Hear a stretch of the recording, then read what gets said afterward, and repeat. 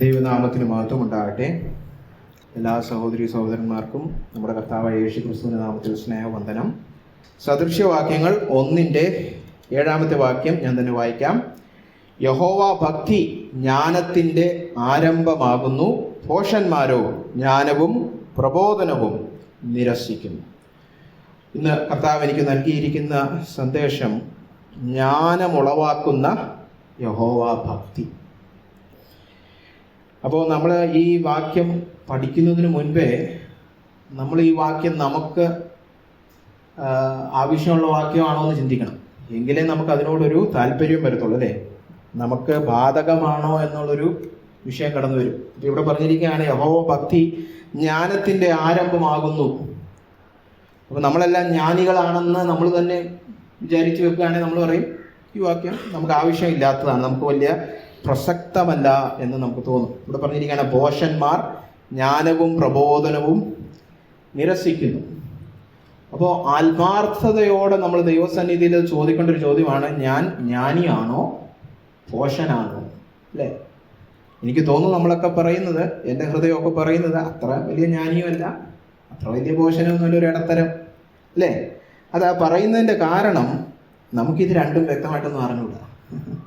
നമുക്ക് ജ്ഞാനി ആരാന്നും അറിഞ്ഞൂടാ, ഭോഷൻ ആരാണെന്നും വചനപ്രകാരത്തെ അറിഞ്ഞൂടാ, അല്ലേ? ഈ സദൃശ്യവാക്യത്തിൽ എന്താണ് ഇതിൻ്റെയൊക്കെ അർത്ഥമെന്ന് നമുക്ക് അറിഞ്ഞൂടാ. അപ്പോൾ ഒന്നാമതായിട്ട് നമ്മൾ പഠിക്കേണ്ടത്, ഈ വാക്യത്തിലേക്ക് കടന്നു വരുമ്പോൾ ഒന്നാമതായിട്ട് പഠിക്കേണ്ടത് ഈ ആരാണ് ഈ ഭോഷൻ, അല്ലേ? ഭോഷൻ എന്ന് പറഞ്ഞാൽ പഴയ ഒരു സാഹിത്യ മലയാളത്തിൽ നമ്മൾ സാധാരണ പറയുന്ന മണ്ടൻ, അല്ലേ? നമ്മൾ എത്ര പേര് പറയും അല്ല മണ്ടന്മാരെല്ലാം ഒന്ന് കൈപൊക്കുക എന്ന് പറഞ്ഞാൽ നമ്മൾ അങ്ങനെ പൊക്കത്തുകാരൻ, നമ്മളൊക്കെ കുറച്ച് പഠിച്ചതും, അല്ലേ? നമുക്ക് ഇച്ചിരി വിവരവും വിദ്യാഭ്യാസവും സാക്ഷരതയും ഒക്കെ പ്രാപിച്ച നമ്മളാരും അങ്ങനെ മണ്ടനാന്ന് പറയത്തില്ല. ഇനി സ്കൂളിൽ പോയി പഠിച്ചിട്ടില്ലെങ്കിലും ഇച്ചിരി ബുദ്ധിയൊക്കെ ഉണ്ടെന്ന് പറയും, അല്ലേ? ബുദ്ധിപരമായിട്ട് അങ്ങനെ മന്ദബുദ്ധി എന്ന് പറയത്തില്ല നമ്മളാരും, അല്ലേ? അപ്പോൾ ഈ ആരാണ് ഈ മണ്ടൻ, ഈ ഭോഷൻ ആരാണെന്ന് ആദ്യം പഠിച്ചാലേ ഈ വാക്യം നമ്മൾ നേരെ ചൊവ്വേ ഏറ്റെടുക്കുകയുള്ളൂ. അപ്പോൾ ഒന്നാമതായിട്ട് ഞാൻ അതൊന്ന് ധ്യാനിക്കാൻ ആഗ്രഹിക്കുന്നു. അതാണ് ഈ സന്ദേശത്തിൻ്റെ ഏറ്റവും കാതലായ ഭാഗം, ഈ സിംഹഭാഗം എന്നൊക്കെ പറയുന്ന പോലത്തെ. അത് നോക്കി നമ്മൾ ഒരല്പം പിന്നീട് പറഞ്ഞ് നമ്മൾ ഇന്നത്തെ വചനധ്യാനം അവസാനിപ്പിക്കും. അപ്പോൾ ആരാണ് ഈ ഭോഷൻ? ഭോഷന്റെ 4 ലക്ഷണങ്ങൾ നമ്മൾ ഇന്ന് പഠിക്കാൻ പോവുകയാണ്. ഒന്നാമതായിട്ട് ഭോഷൻ ഒരു സംസാരപ്രിയനാണ്. അപ്പോൾ ഒന്നാമത്തെ ലക്ഷണം, ഭോഷൻ ഒരു സംസാരപ്രിയനാണ്. സദൃശ്യവാക്യങ്ങൾ 18:2 തൻ്റെ മനസ്സ് വെളിപ്പെടുത്തുന്നതിലല്ലാതെ മൂഢന് ബോധത്തിൽ ഇഷ്ടമില്ല. സദൃശ്യം 18:2 തൻ്റെ മനസ്സ് വെളിപ്പെടുത്തുന്നതിലല്ലാതെ മൂഢന് ബോധത്തിൽ ഇഷ്ടമില്ല. എല്ലാ വിഷയങ്ങളിലും അഭിപ്രായം പറയണം, അല്ലേ? നമുക്കൊക്കെ ഉണ്ട് ആ ഒരു സ്വഭാവം, അല്ലേ? എല്ലാ വിഷയത്തിലും എൻ്റെ അഭിപ്രായം, അല്ലേ? ഇന്ന് ഈ സാമൂഹ്യ മാധ്യമമൊക്കെ വന്നതിന് ശേഷം എല്ലാവരുടെയും അഭിപ്രായം എല്ലാവരും കേൾക്കണമല്ലോ. അതാണ് വളരെ എന്താ പറയുക, ശബ്ദമാലിന്യം കൂടിയിരിക്കുകയാണ്, അല്ലേ? ഞാൻ ഒച്ചയെക്കുറിച്ചല്ല, എല്ലാവരുടെയും അഭിപ്രായങ്ങളും എടുത്ത് ചർച്ച ചെയ്യപ്പെടുകയാണ്. വിവരമുള്ളവൻ്റെയും വിവരമില്ലാത്തവൻ്റെയും, അല്ലേ? സഭയിലായാലും പുറത്തായാലും അങ്ങനെ വളരെ എന്താ പറയുക, അങ്ങ് ബഹളമാണ് എല്ലായിടത്തും, അല്ലേ? നമുക്കൊരു സ്വസ്ഥതയില്ല, അല്ലേ? എന്ന് പറഞ്ഞ പോലെ ഭോഷന്റെ ഒരു ലക്ഷണമാണ് തൻ്റെ മനസ്സെല്ലാം അവൻ വെളിപ്പെടുത്തിക്കൊണ്ടിരിക്കും. സദൃശ്യവാക്യങ്ങൾ 18:7 മൂഢന്റെ വായ് അവന്റെ നാശം, അവന്റെ അധരങ്ങൾ അവന്റെ പ്രാണന് കെണി, അല്ലേ? വായടച്ച് വെക്കാതെ ഓരോന്നൊക്കെ പറഞ്ഞു പോയി അവൻ കുഴി വീഴും. എന്തുകൊണ്ടാണ് അവൻ എപ്പോഴും ഇങ്ങനെ ഇതൊക്കെ പറഞ്ഞുകൊണ്ടിരിക്കുന്നത് ഈ ഭോഷൻ? കാരണം അവൻ്റെ ഉള്ളിൽ അവനൊരു ജ്ഞാനിയാണ്, അല്ലേ? സ്വന്തം കണ്ണിൽ അവൻ ജ്ഞാനിയാണ്. എൻ്റെ അഭിപ്രായമൊക്കെ കേൾക്കേണ്ടതാണെന്ന് അവനൊരു ചിന്ത വരുന്നത് കൊണ്ട് എൻ്റെ സംസാരം ഞാൻ തന്നെ പറയുന്നത് എനിക്ക് വളരെ ഇഷ്ടമാണ്. കണ്ടോ, ഞാൻ പറഞ്ഞ അഭിപ്രായം കണ്ടോ, അല്ലേ? എൻ്റെ വാക്കുകളോട് എനിക്ക് ഭയങ്കര, കണ്ടോ, ഞാൻ പറഞ്ഞ രീതി കണ്ടോ, പറഞ്ഞ വിധം കണ്ടോ, എൻ്റെ അഭിപ്രായം കണ്ടോ, വേറെ ആരുണ്ട് എന്നെ പോലെ സംസാരിക്കുന്നത്? ഇങ്ങനെയൊക്കെ ചിന്തിക്കുന്നവൻ സ്വന്തം കണ്ണിൽ ജ്ഞാനിയാണെന്ന് എണ്ണിയിരിക്കുകയാണ്. അപ്പോൾ അതുകൊണ്ട് എന്ത് പറ്റും? അവനെപ്പോഴും സംസാരിച്ചുകൊണ്ടിരിക്കും, അല്ലേ? എന്നാൽ ജ്ഞാനി അങ്ങനല്ല. എപ്പോൾ സംസാരിക്കണമെന്നും അറിയാം, എപ്പോൾ സംസാരിക്കാൻ പാടില്ലെന്നും അറിയാം, അല്ലേ? എപ്പോൾ കേൾക്കണം, എപ്പോൾ കേൾക്കണ്ട എല്ലാം അറിയാം. 1-2 വാക്യങ്ങൾ ഞാൻ ചൂണ്ടിക്കാണിക്കട്ടെ. സദൃശ്യവാക്യങ്ങൾ 12:23 വിവേകമുള്ള മനുഷ്യൻ പരിജ്ഞാനം അടക്കി വെക്കുന്നു. കേട്ടോ, 12:23 വിവേകമുള്ള മനുഷ്യൻ പരിജ്ഞാനം അടക്കി വെക്കുന്നു, ഭോഷന്മാരുടെ ഹൃദയമോ ഭോഷത്വം പ്രസിദ്ധമാക്കുന്നു. അപ്പോൾ ഈ ജ്ഞാനിയായ മനുഷ്യന്റെ ഒരു ലക്ഷണമാണ് അവൻ അറിയാവുന്നതെല്ലാം എല്ലായിടത്തും പോയി വിളമ്പത്തില്ല. പരിജ്ഞാനം അടക്കി വെക്കുന്നു, അടച്ചു വെക്കുന്നു. എനിക്കറിയാവുന്ന വിഷയം ഏതെങ്കിലും ഒരാൾ സംസാരിക്കുകയാണെങ്കിൽ ഉടനെ അവിടെ പോയി ഞാനും വലിയ ആളാവേണ്ട ആവശ്യമില്ല. പറയേണ്ടടുത്ത് മാത്രമേ പറയൂ. എന്നാൽ ഭോഷനോ എല്ലാം പ്രസിദ്ധമാക്കിക്കൊണ്ട് പബ്ലിഷ് ചെയ്തുകൊണ്ടിരിക്കുകയാണ്, പുസ്തകം പോലെ അല്ലേ. സോഷ്യൽ മീഡിയ കയറി എല്ലാം എഴുതിയിട്ടുകൊണ്ടിരിക്കുക അല്ലേ. വായിത്തോന്നും എല്ലാം പാട്ടെന്ന് പറയുന്നത് പോലെ അല്ലേ. സദൃശ്യവാക്യങ്ങൾ 15:2 ജ്ഞാനിയുടെ നാവ് നല്ല പരിജ്ഞാനം പ്രസ്താവിക്കുന്നു, മൂഢന്മാരുടെ വായോ ഭോഷത്വം പൊഴിക്കുന്നു. ഇങ്ങനെ പൊഴിഞ്ഞോണ്ടിരിക്കുക വായിന്ന് അല്ലേ, ഇങ്ങനെ പാട്ട് പോലെ വന്നുകൊണ്ടിരിക്കുക ഭോഷത്വം അല്ലേ. പക്ഷെ ജ്ഞാനിയുടെ നാവ് നല്ല പരിജ്ഞാനം. അപ്പൊ പറയുമ്പോൾ നല്ല കാര്യമായിരിക്കും, അല്ലാത്തപ്പോ ഒക്കെ വാ പൂട്ടി വെക്കാനും ജ്ഞാനിക്കറിയാം. സദൃശ്യവാക്യങ്ങൾ 12:15 ഭോഷൻ തന്റെ വഴി ചൊവ്വായി തോന്നുന്നു, ജ്ഞാനിയോ ആലോചന കേട്ടനുസരിക്കുന്നു. കേട്ടോ, എപ്പോ കേൾക്കണമെന്ന് ജ്ഞാനിക്കറിയാം അല്ലേ. ആരുടെയെങ്കിലുമൊക്കെ ആലോചനയൊക്കെ ചോദിച്ച് 10 പേരോടൊക്കെ ചോദിച്ചിട്ടൊക്കെ ഈ നമ്മുടെ വിവേകി, നമ്മുടെ ജ്ഞാനി കേട്ടനുസരിക്കുകയാണ്. എന്നാൽ ഭോഷൻ തന്റെ വഴി ചൊവ്വായി തോന്നുന്നു. ആരോടും ഞാനൊരു അഭിപ്രായം ചോദിക്കാൻ പോകുന്നില്ല, ആർക്കും കീഴ്പ്പെടാൻ പോകുന്നില്ല, ഞാൻ പറയുന്നതാണ് ശരി. അതാണ് ഭോഷൻ. ആരോടും കീഴ്പ്പെടുന്നില്ല, ആരുടെ അഭിപ്രായം ചോദിക്കുന്നില്ല, ഒരാലോചനയും ചോദിക്കുന്നില്ല. എൻ്റെ വഴി അല്ലേ, ഞാൻ തീരുമാനിക്കുന്നതാണ് നല്ല വഴി. അപ്പൊ അവൻ ആർക്കും ചെവി കൊടുക്കുന്നില്ല. എന്നോ എല്ലാ വിഷയത്തിലും നേരത്തെ പറഞ്ഞ പോലെ വാ തുറന്നു വെച്ചിരിക്കുക, അഭിപ്രായം പറഞ്ഞുകൊണ്ടെടുക്കുക. കേട്ടോ, അതൊരു സംസാരപ്രിയനാണ് അല്ലേ. ഇത് ഈ ഒന്നാമതായിട്ട് പറഞ്ഞതിൻ്റെ കാരണം ഭോഷൻ ഒരു സംസാരപ്രിയനാണ്. അതാണ് ഈ ഭോഷന്റെ ഒന്നാമത്തെ ലക്ഷണം, ഏറ്റവും പ്രധാനപ്പെട്ട ലക്ഷണം എന്ന് പറയാൻ കാരണം.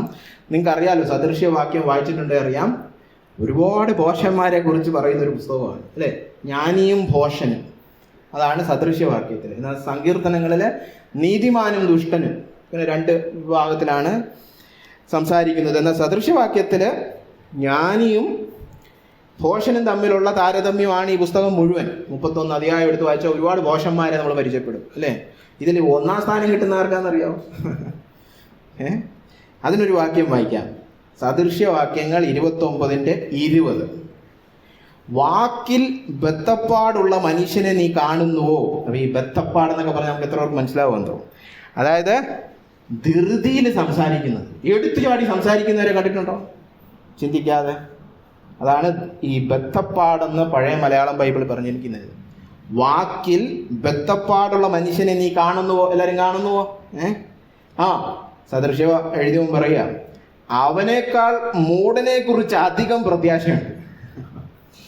നമ്മൾ ഈ 1ാം അധ്യായം മുതൽ മൂഢൻ ഇത്, മൂഢൻ അത്, ഭോഷൻ ഇത്, ഭോഷൻ അതെന്ന് വായിച്ചു അവസാനം 29 അധ്യായത്തുമ്പം ഈ രചയിതാവ് പറയാണ്, മൂഢനേക്കാളും പോക്ക് കേസ് ഒരുത്തനെ ഞാൻ കാണിച്ചു തരാമെന്ന് അല്ലേ. മൂഢന് പിന്നെയും പ്രത്യാശയുണ്ടെന്ന്. ഈ ഭോഷനെ കുറിച്ച് ഇത്രയും വിവരിച്ചിട്ട് അവസാനം പറഞ്ഞിരിക്കുക, ഭോഷനേക്കാളും പോക്ക് കേസ് ഒരുത്തനെ ഞാൻ കാണിച്ചു തരാം. ആരാന്നറിയോ? ആ വാക്കിൽ ബദ്ധപ്പാടുള്ള മനുഷ്യനെന്ന്. അത് ഈ സമകാലിക വിവർത്തനത്തിൽ പറഞ്ഞിരിക്കുന്നത് നിങ്ങൾക്ക് കുറച്ചുകൂടെ മനസ്സിലാവും. ധൃതിയിൽ സംസാരിക്കുന്നവരെ നിങ്ങൾ കാണുന്നോ? ഭോഷന്മാർക്ക് അവരെക്കാളും ആശയുണ്ട്. ഭോഷൻ പിന്നെയും ഗതി പിടിക്കും. ധൃതിയിൽ സംസാരിക്കുക, അതായത് ഒന്നും ചിന്തിക്കാതെ ആലോചിക്കാതെ വായിക്ക് വരുന്ന ഓതയ്ക്ക് പാട്ടെന്ന് നമ്മുടെ നാട്ടിൽ പറയുന്ന പോലെ അല്ലേ. അങ്ങനെ സംസാരിക്കുന്നവരുണ്ടെങ്കിൽ അവരുടെ കാര്യം ഭോഷന്മാരെക്കാളും കഷ്ടമാണ് അല്ലേ. ഈ പുസ്തകം മുഴുവൻ ഭോഷനെ കളിയാക്കുന്ന പുസ്തകമാണ്. എന്നിട്ട് പറഞ്ഞു അവനേക്കാൾ 1ാം സ്ഥാനം ഭോഷനല്ല, ഭോഷനേക്കാൾ 1ാം സ്ഥാനം കിട്ടുന്ന ഒരു വ്യക്തിയുണ്ട്, അതാണ് ധൃതിയിൽ സംസാരിക്കുന്നത്. അപ്പൊ കണ്ടോ, സംസാരം. അതുകൊണ്ടാണ് ഈ ഭോഷന്മാരുടെ ലക്ഷണത്തിൽ ഒന്നാമതായിട്ട് ഇത് പറഞ്ഞിരിക്കുന്നത്. ഭോഷൻ ചിന്തിക്കാതെ ഒന്നും ഓർക്കാതെ എടുത്തുചാടി സംസാരിക്കുന്നവനാണ് അല്ലേ. സദൃശ്യവാക്യങ്ങൾ 15:28 പറഞ്ഞിരിക്കുകയാണ്, നീതിമാൻ മനസ്സിൽ ആലോചിച്ചുത്തരം പറയുന്നു, ദുഷ്ടന്മാരുടെ വായോ ദോഷങ്ങളെ പൊഴിക്കുന്നു അല്ലേ. ആലോചിച്ചുത്തരം പറയുന്നു നീതിമാൻ. 15:28 കണ്ടോ, ആലോചിച്ച് ചിന്തിച്ചിട്ടേ സംസാരിക്കാവൂ എന്നൊക്കെ നമ്മുടെ നാട്ടിൽ പറയാറില്ലേ അല്ലേ. 2 പ്രാവശ്യം ചിന്തിച്ചിട്ടേ സംസാരിക്കാവൂ. അതൊന്നും ചെയ്യാതെ ധൃതിയിൽ സംസാരിക്കുന്നവനാണ് ഏറ്റവും വലിയ ഭോഷൻ ഈ സദൃശ്യവാക്യങ്ങൾ. അതിനേക്കാളും വലിയ ഭോഷൻ ഇല്ല അല്ലേ. അപ്പൊ എന്താ ഈ ആലോചിച്ചിട്ട് സംസാരിക്കണമെന്ന് പറഞ്ഞാൽ? എന്തോ ചിന്തിക്കണ്ടേ? അതും സദൃശ്യവാക്യത്തിലുണ്ട്. 4 ചോദ്യങ്ങൾ നമ്മളെപ്പോഴും നമ്മുടെ സംസാരത്തിൽ 4 ചോദ്യങ്ങൾ ചോദിച്ചിട്ട് വേണം സംസാരിക്കാൻ. സദൃശ്യവാക്യങ്ങളിൽ പഠിപ്പിച്ചിരിക്കുന്ന 4 ചോദ്യങ്ങൾ. നമുക്ക് വളരെ വേഗത്തിലൊന്ന് പോവാം. ഒന്നാമത്തെ, നമ്മൾ എന്നോട് തന്നെ ചോദിക്കേണ്ടത്, നീതിമാൻ ആലോചിച്ച് ഉത്തരം പറയുന്നു എന്ന് പറയുമ്പോൾ എന്തോ ആലോചിക്കേണ്ടത്. ഒന്നാമത്തെ ചോദ്യം, ഇത് സംസാരിക്കാൻ ഞാൻ ഏറ്റവും ശരിയായ ആളാണോ? അല്ലേ, ഞാനിത് സംസാരിക്കാൻ പറ്റിയ ശരിയായ ആളാണോ? ഈ കാര്യം പറയേണ്ട വ്യക്തി ഞാൻ തന്നെയാണോ? കാരണം എന്താണ്, അറിവ് കിട്ടിയാൽ എല്ലാം പറഞ്ഞുകൊണ്ട് നടക്കാൻ പറ്റത്തില്ല. കാരണം നേരത്തെ പറഞ്ഞതുപോലെ എന്താണ്, ഞാനീ പരിജ്ഞാനം അടക്കുന്നു. എനിക്കൊരു കാര്യത്തെക്കുറിച്ച് അറിഞ്ഞ ഉടനെ എല്ലാം പറഞ്ഞുകൊണ്ട് നടക്കേണ്ട ആവശ്യമില്ല. അപ്പോൾ അറിഞ്ഞ ഞാൻ തന്നെയാണോ ഈ വിഷയം മറ്റുള്ളവരോട് പറയേണ്ടത്? സദൃശ്യവാക്യങ്ങൾ 12:23. വിവേകമുള്ള മനുഷ്യൻ പരിജ്ഞാനം അടക്കി വെക്കുന്നു, ഭോഷന്മാരുടെ ഹൃദയമോ ഭോഷത്വം പ്രസിദ്ധമാകും. നമ്മൾ നോക്കിയ അതേ വാക്യം തന്നെയാണ് 12:23. അല്ലേ, ഒരു കാര്യം അറിഞ്ഞതുകൊണ്ട് അത് മറ്റുള്ളവരോട് പറയണമെന്നില്ല. അടക്കി വെച്ചിട്ട് ഞാൻ തന്നെയാണോ ഇത് പറയേണ്ട ആളെന്ന് നമ്മൾ ഒന്നാമത് ചോദിക്കണം. ഇനി രണ്ടാമത്, നമ്മുടെ അപ്പുറത്തേക്കുന്ന ആളെ നോക്കിയിട്ട് നമ്മൾ ചോദിക്കണം, ഇത് ശരിയായ വ്യക്തിയോടാണോ ഞാൻ ഈ സംസാരിക്കുന്നത്? അല്ലേ, ഒരു വിഷയം അറിഞ്ഞു, അത് സംസാരിക്കേണ്ട വ്യക്തി ഞാൻ തന്നെയാണ്, പക്ഷെ കണ്ണിക്കണ്ടവരോടൊന്നും സംസാരിക്കാൻ പാടില്ല. അല്ലേ, അതും അപാകതയായി പോകും. സദൃശ്യവാക്യങ്ങൾ 11:13 നമ്മൾ 2-3 ആഴ്ച മുമ്പ് നോക്കിയാണ്. ഏഷണിക്കാരനായി നടക്കുന്നവൻ രഹസ്യം വെളിപ്പെടുത്തുന്നു. അല്ലേ, വിശ്വസ്ത മാനസനോ കാര്യം മറച്ചു വെക്കുന്നു. ഒരു കാര്യം അറിഞ്ഞാൽ അത് കണ്ണിക്കണ്ടവരോടെല്ലാം പറയേണ്ട ആവശ്യമില്ല. അങ്ങനെ പറയുമ്പോഴാണ് എന്താവുന്നത്, ഏഷണിയാണ്. അല്ലേ, നമ്മൾ രഹസ്യമാക്കി വെക്കേണ്ടതൊക്കെ കണ്ണിക്കണ്ടവരോടെല്ലാം പറഞ്ഞു നടക്കുകയാണെങ്കിൽ അത് ദൂഷണമായി, ഏഷണിയായി. അല്ലേ, പരിദൂഷണം പറച്ചിലായി പോകും. അപ്പോൾ ഞാനാണോ ഇത് സംസാരിക്കേണ്ട ആള്, തൊട്ടപ്പുറത്തിരിക്കുന്ന ഈ വ്യക്തിയോടാണോ ഞാനിത് സംസാരിക്കേണ്ടത്? മൂന്നാമത്തെ ചോദ്യം, ഞാനാണ് സംസാരിക്കേണ്ട ആള്, ഈ പുള്ളി തന്നെയാണ് ഇത് കേൾക്കേണ്ടതെങ്കിൽ മൂന്നാമത്തെ ചോദ്യം, ഞാൻ ശരിയായ തരത്തിലുള്ള വാക്കുകളാണോ സംസാരിക്കുന്നത്? അതിൻ്റെ രീതിയിലേക്ക് കിടക്കണം. ഞാൻ സംസാരിക്കുന്ന രീതി ഞാൻ നോക്കേണ്ടതായിട്ടിരിക്കുന്നു. 2 കാര്യങ്ങൾ സദൃശ്യവാക്യങ്ങൾ ചൂണ്ടിക്കാണിക്കുന്നുണ്ട്. ഒന്നാമത്തെ, നമ്മുടെ വാക്കുകൾ സത്യസന്ധമായിരിക്കണം. അതിനകത്ത് ഇച്ചിരി എന്താ പറയുക, ഇച്ചിരി കലർപ്പൊക്കെ ചേർത്ത് ഒന്ന് ഊതിപ്പെരിപ്പിച്ചൊന്നും നമ്മൾ പറയാൻ പാടില്ല. സദൃശ്യവാക്യങ്ങൾ 26:28, ഭോഷ്ക് പറയുന്ന നാവ് അതിനാൽ തകർന്നവരെ ദ്വേഷിക്കുന്നു, മുഖസ്തുതി പറയുന്ന വായ നാശം വരുത്തുന്നു. അല്ലേ, നമ്മൾ ഒരു വ്യക്തിയോട് കള്ളം പറയുകയാണെങ്കിൽ ആ വ്യക്തിയെ നമ്മൾ വെറുക്കുന്നു എന്നായി വാക്കി പറഞ്ഞത്.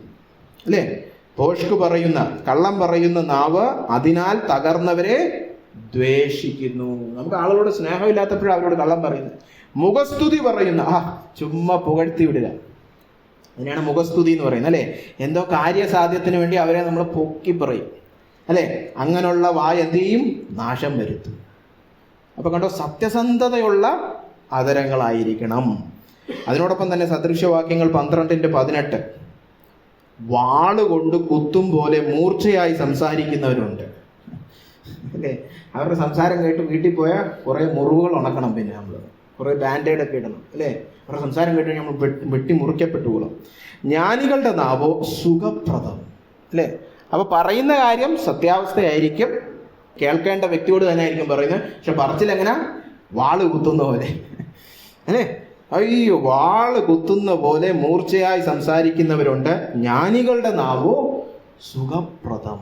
അല്ലേ, അപ്പോൾ ഞാൻ സംസാരിക്കേണ്ട രീതി ഇതുതന്നെയാണോ എന്ന് മൂന്നാമതായിട്ട് ഞാൻ ചോദിക്കേണ്ടതായിട്ടിരിക്കുന്നു. അല്ലേ, ഇനി അവസാനം 4-മതായിട്ട് ഞാൻ ചോദിക്കേണ്ട ചോദ്യം, ഞാൻ ശരിയായ അളവിലുള്ള വാക്കുകളാണോ സംസാരിക്കുന്നത്? അല്ലേ, അതും വളരെ പ്രധാനപ്പെട്ട വാക്കുകളാണ്. കാരണം വാക്കുകൾ ഒരുപാടായിപ്പോയാലും ബോറായി. അല്ലേ, അങ്ങ് വാചാലനായിപ്പോയാലും പ്രശ്നമാണ്. വാക്കുകളുടെ അളവിനും സദൃശ്യവാക്യത്തിൽ ഒരുപാട് വാക്യങ്ങളുണ്ട്. ഉദാഹരണമായിട്ട് സദൃശ്യവാക്യം 10:19, വാക്ക് പെരുകിയാൽ ലംഘനം ഇല്ലാതെ ഇരിക്കയില്ല. വാക്കുകൾ ഒരുപാടായിപ്പോയാൽ അവിടെ പാപം പെട്ടെന്ന് കടന്നു വരും. അത് വളരെ സത്യാവസ്ഥയുള്ളൊരു കാര്യമാണ്. അല്ലേ, പറഞ്ഞു അങ്ങ് ഓവറായിപ്പോയി. ഒരു കാര്യം നല്ല കാര്യമൊക്കെ ആയിരിക്കും, നല്ല വിഷയമായിരിക്കും, നല്ല ഉദ്ദേശത്തോടായിരിക്കും. പക്ഷെ സംസാരിച്ച് അങ്ങ് പെരുകി അങ്ങ് അതിഭാഷണവും കാരണം അവിടെ പാപം. അപ്പൊ ഇവിടെ പറഞ്ഞ പാപം വരാതെ ഇരിക്കയില്ലെന്ന് ഉറപ്പായിട്ട് തറപ്പിച്ച് പറഞ്ഞിരിക്കും. അവിടെ പാപം കടന്നു വരിക. എന്തായിരിക്കും വരാൻ ചാൻസ് ഉള്ള ഏറ്റവും വലിയ പാപം എന്നറിയാവോ? നിഗളം. നമ്മളിങ്ങനെ സംസാരിച്ച് കുറച്ച് കഴിയുമ്പോൾ എൻ്റെ സംസാരം കൊള്ളാമല്ലോ എന്നൊരു നിഗളം വരും അല്ലേ? പിന്നെ നമ്മൾ വിധിക്കാൻ തുടങ്ങും മറ്റുള്ളവരെ, പിന്നെ നമ്മൾ പുച്ഛിക്കാൻ തുടങ്ങും, പിന്നെ പാപത്തിൻ്റെ അയ്യര് കളിയായി അവിടെ അല്ലേ? പാപം അല്ലേ? നാവി വന്ന ഈ നിഗളഭാവം പിന്നെ മറ്റു പല പാപങ്ങളിലേക്കൊക്കെ പോകും. ദൈവമായിട്ടുള്ള സംസർഗം പോയി. പലപ്പോഴും ശ്രദ്ധിച്ചിട്ടില്ല, നമ്മുടെ സംസാരം ഈ മിതത്വമൊക്കെ വിട്ട് പോയി കുറച്ച് കഴിയുമ്പോൾ പറയും, അയ്യോ ദൈവമൊക്കെ മറന്നല്ലോ നമ്മൾ അല്ലേ? ദൈവമായിട്ടുള്ള ആ ബന്ധമൊക്കെ അങ്ങ് പോയി. ദൈവസന്നിധിയിൽ ദൈവമുഖത്തിന് മുൻപിൽ ഞാനിങ്ങനെ ഭയത്തോടെ നിൽക്കുക എന്നുള്ള ചിന്തയൊക്കെ പോയി. ചുമ്മാ ഒരു കൂസലുമില്ലാതെ സംസാരിക്കുകയാണല്ലോ അല്ലേ? ഒരു കടിഞ്ഞാണിടുന്നില്ല നാവിന്, നമ്മൾ യാക്കോബിന്റെ ലേഖനത്തിൽ പഠിക്കുന്ന പോലെ അല്ലേ? അപ്പം മിതത്വം പാലിക്കണം. സദൃശവാക്യങ്ങൾ 17:27, 28. വാക്കടക്കി വെക്കുന്നവൻ പരിജ്ഞാനമുള്ളവൻ, ശാന്ത മാനസൻ ബുദ്ധിമാൻ തന്നെ. കേട്ടോ, വാക്കടക്കുക. എത്ര സംസാരിക്കണം? കൂടിപ്പോകരുത്, കുറഞ്ഞും പോകരുത്. എന്നിട്ട് 28-ാം വാക്യത്തിൽ പറഞ്ഞിരിക്കുകയാണ്, 17:28, മിണ്ടാതിരുന്നാൽ ഭോഷനെ പോലും ജ്ഞാനിയായും അതരം അടച്ചുകൊണ്ടാൽ വിവേകിയായും എണ്ണും. നമ്മൾ ഭോഷനാണ്, നമുക്കൊരു ജ്ഞാനവും ഇല്ല, പക്ഷേ അല്പം വാ തുറന്ന ആളുകൾ ജ്ഞാനിയാണെന്ന് ചിന്തിക്കുമെന്ന്. നമ്മളോ ഭോഷൻ, അതിന് വിളമ്പി മറ്റുള്ളവരെ കൊണ്ട് പറയിപ്പിക്കണ്ട. മിണ്ടാതിരുന്നാൽ ഭോഷനെ പോലും ജ്ഞാനിയായി എണ്ണുമെന്ന്. എന്തിനാ അകത്തിരിക്കുന്ന മഠത്തിലൊക്കെ പുറത്ത് പറയുന്നത് അല്ലേ? വാടിച്ചു പോയി അല്ലേ? അപ്പോൾ വാക്കുകൾ നമ്മൾ മിതത്വം പാലിക്കണം. വാചാലതയും ഈ അതിഭാഷണവും ഈ ശബ്ദബാഹുല്യവും ഒക്കെ നമ്മൾ കുറയ്ക്കണം. അപ്പോൾ കണ്ടോ, നമ്മൾ സദൃശവാക്യങ്ങൾ 15:28 കണ്ടു. നീതിമാൻ മനസ്സിൽ ആലോചിച്ചുത്തരം പറയും. അപ്പൊ ചിന്തിച്ച് സംസാരിക്കുന്ന ഒരു വ്യക്തിയാണ് നീതിമാൻ അല്ലേ? എന്തുവാ ചിന്തിക്കേണ്ടത്? 4 ചോദ്യങ്ങൾ എപ്പോഴും ചോദിക്കണം. ഇത് സംസാരിക്കാൻ പറ്റിയ ആള് ഞാൻ തന്നെയാണോ? ഇത് ഞാൻ സംസാരിക്കേണ്ട ആളോടാണോ സംസാരിക്കുന്നത് അല്ലെ? എൻ്റെ സംസാരത്തിന്റെ രീതി ശരിയായിട്ടുള്ളതാണോ? സത്യാവസ്ഥ ഉള്ളതാണോ അല്ലെ? കൃപ നിറഞ്ഞ സംസാരമാണോ അതോ വാള് കുത്തുന്ന പോലത്തെ സംസാരമാണോ അല്ലേ? അതുപോലെ അവസാനം ചോദിക്കേണ്ട ചോദ്യമാണ്, എത്ര അളവിലായി സംസാരിക്കുന്നത് അല്ലേ? ഒരുപാട് അങ്ങ് വാചാലത പൂണ്ടിട്ട് എന്ത് പറ്റും? നിഗളഭാവം അകത്ത് വരാൻ ചാൻസ് ഉണ്ട്. അതുകൊണ്ട് വാക്കുകൾ പെരുകിയാൽ അല്ലേ ലംഘനം വരാതിരിക്കുകയില്ല. അതുകൊണ്ട് ഈ 4 ചോദ്യങ്ങൾ ചോദിച്ച് നമ്മൾ സംസാരിക്കേണ്ടതാണ്. എന്നാൽ ഈ ഭോഷൻ അവൻ്റെ ഭോഷത്വമെല്ലാം പ്രസിദ്ധമാക്കുന്നു, അവൻ അറിഞ്ഞതെല്ലാം വിളമ്പിക്കൊണ്ട് നടക്കുന്നു അല്ലേ? പരിജ്ഞാനം അടക്കി വെക്കുന്നില്ല. അപ്പോൾ അവനൊരു സംസാരപ്രിയനാണ്. എൻ്റെ സ്വന്തം കണ്ണിൽ അവൻ ജ്ഞാനി ആയതുകൊണ്ട് വലിയ മറ്റുള്ളവരെയൊക്കെ ഉപദേശിക്കാൻ വളരെ താല്പര്യമുള്ള വ്യക്തിയാണ്.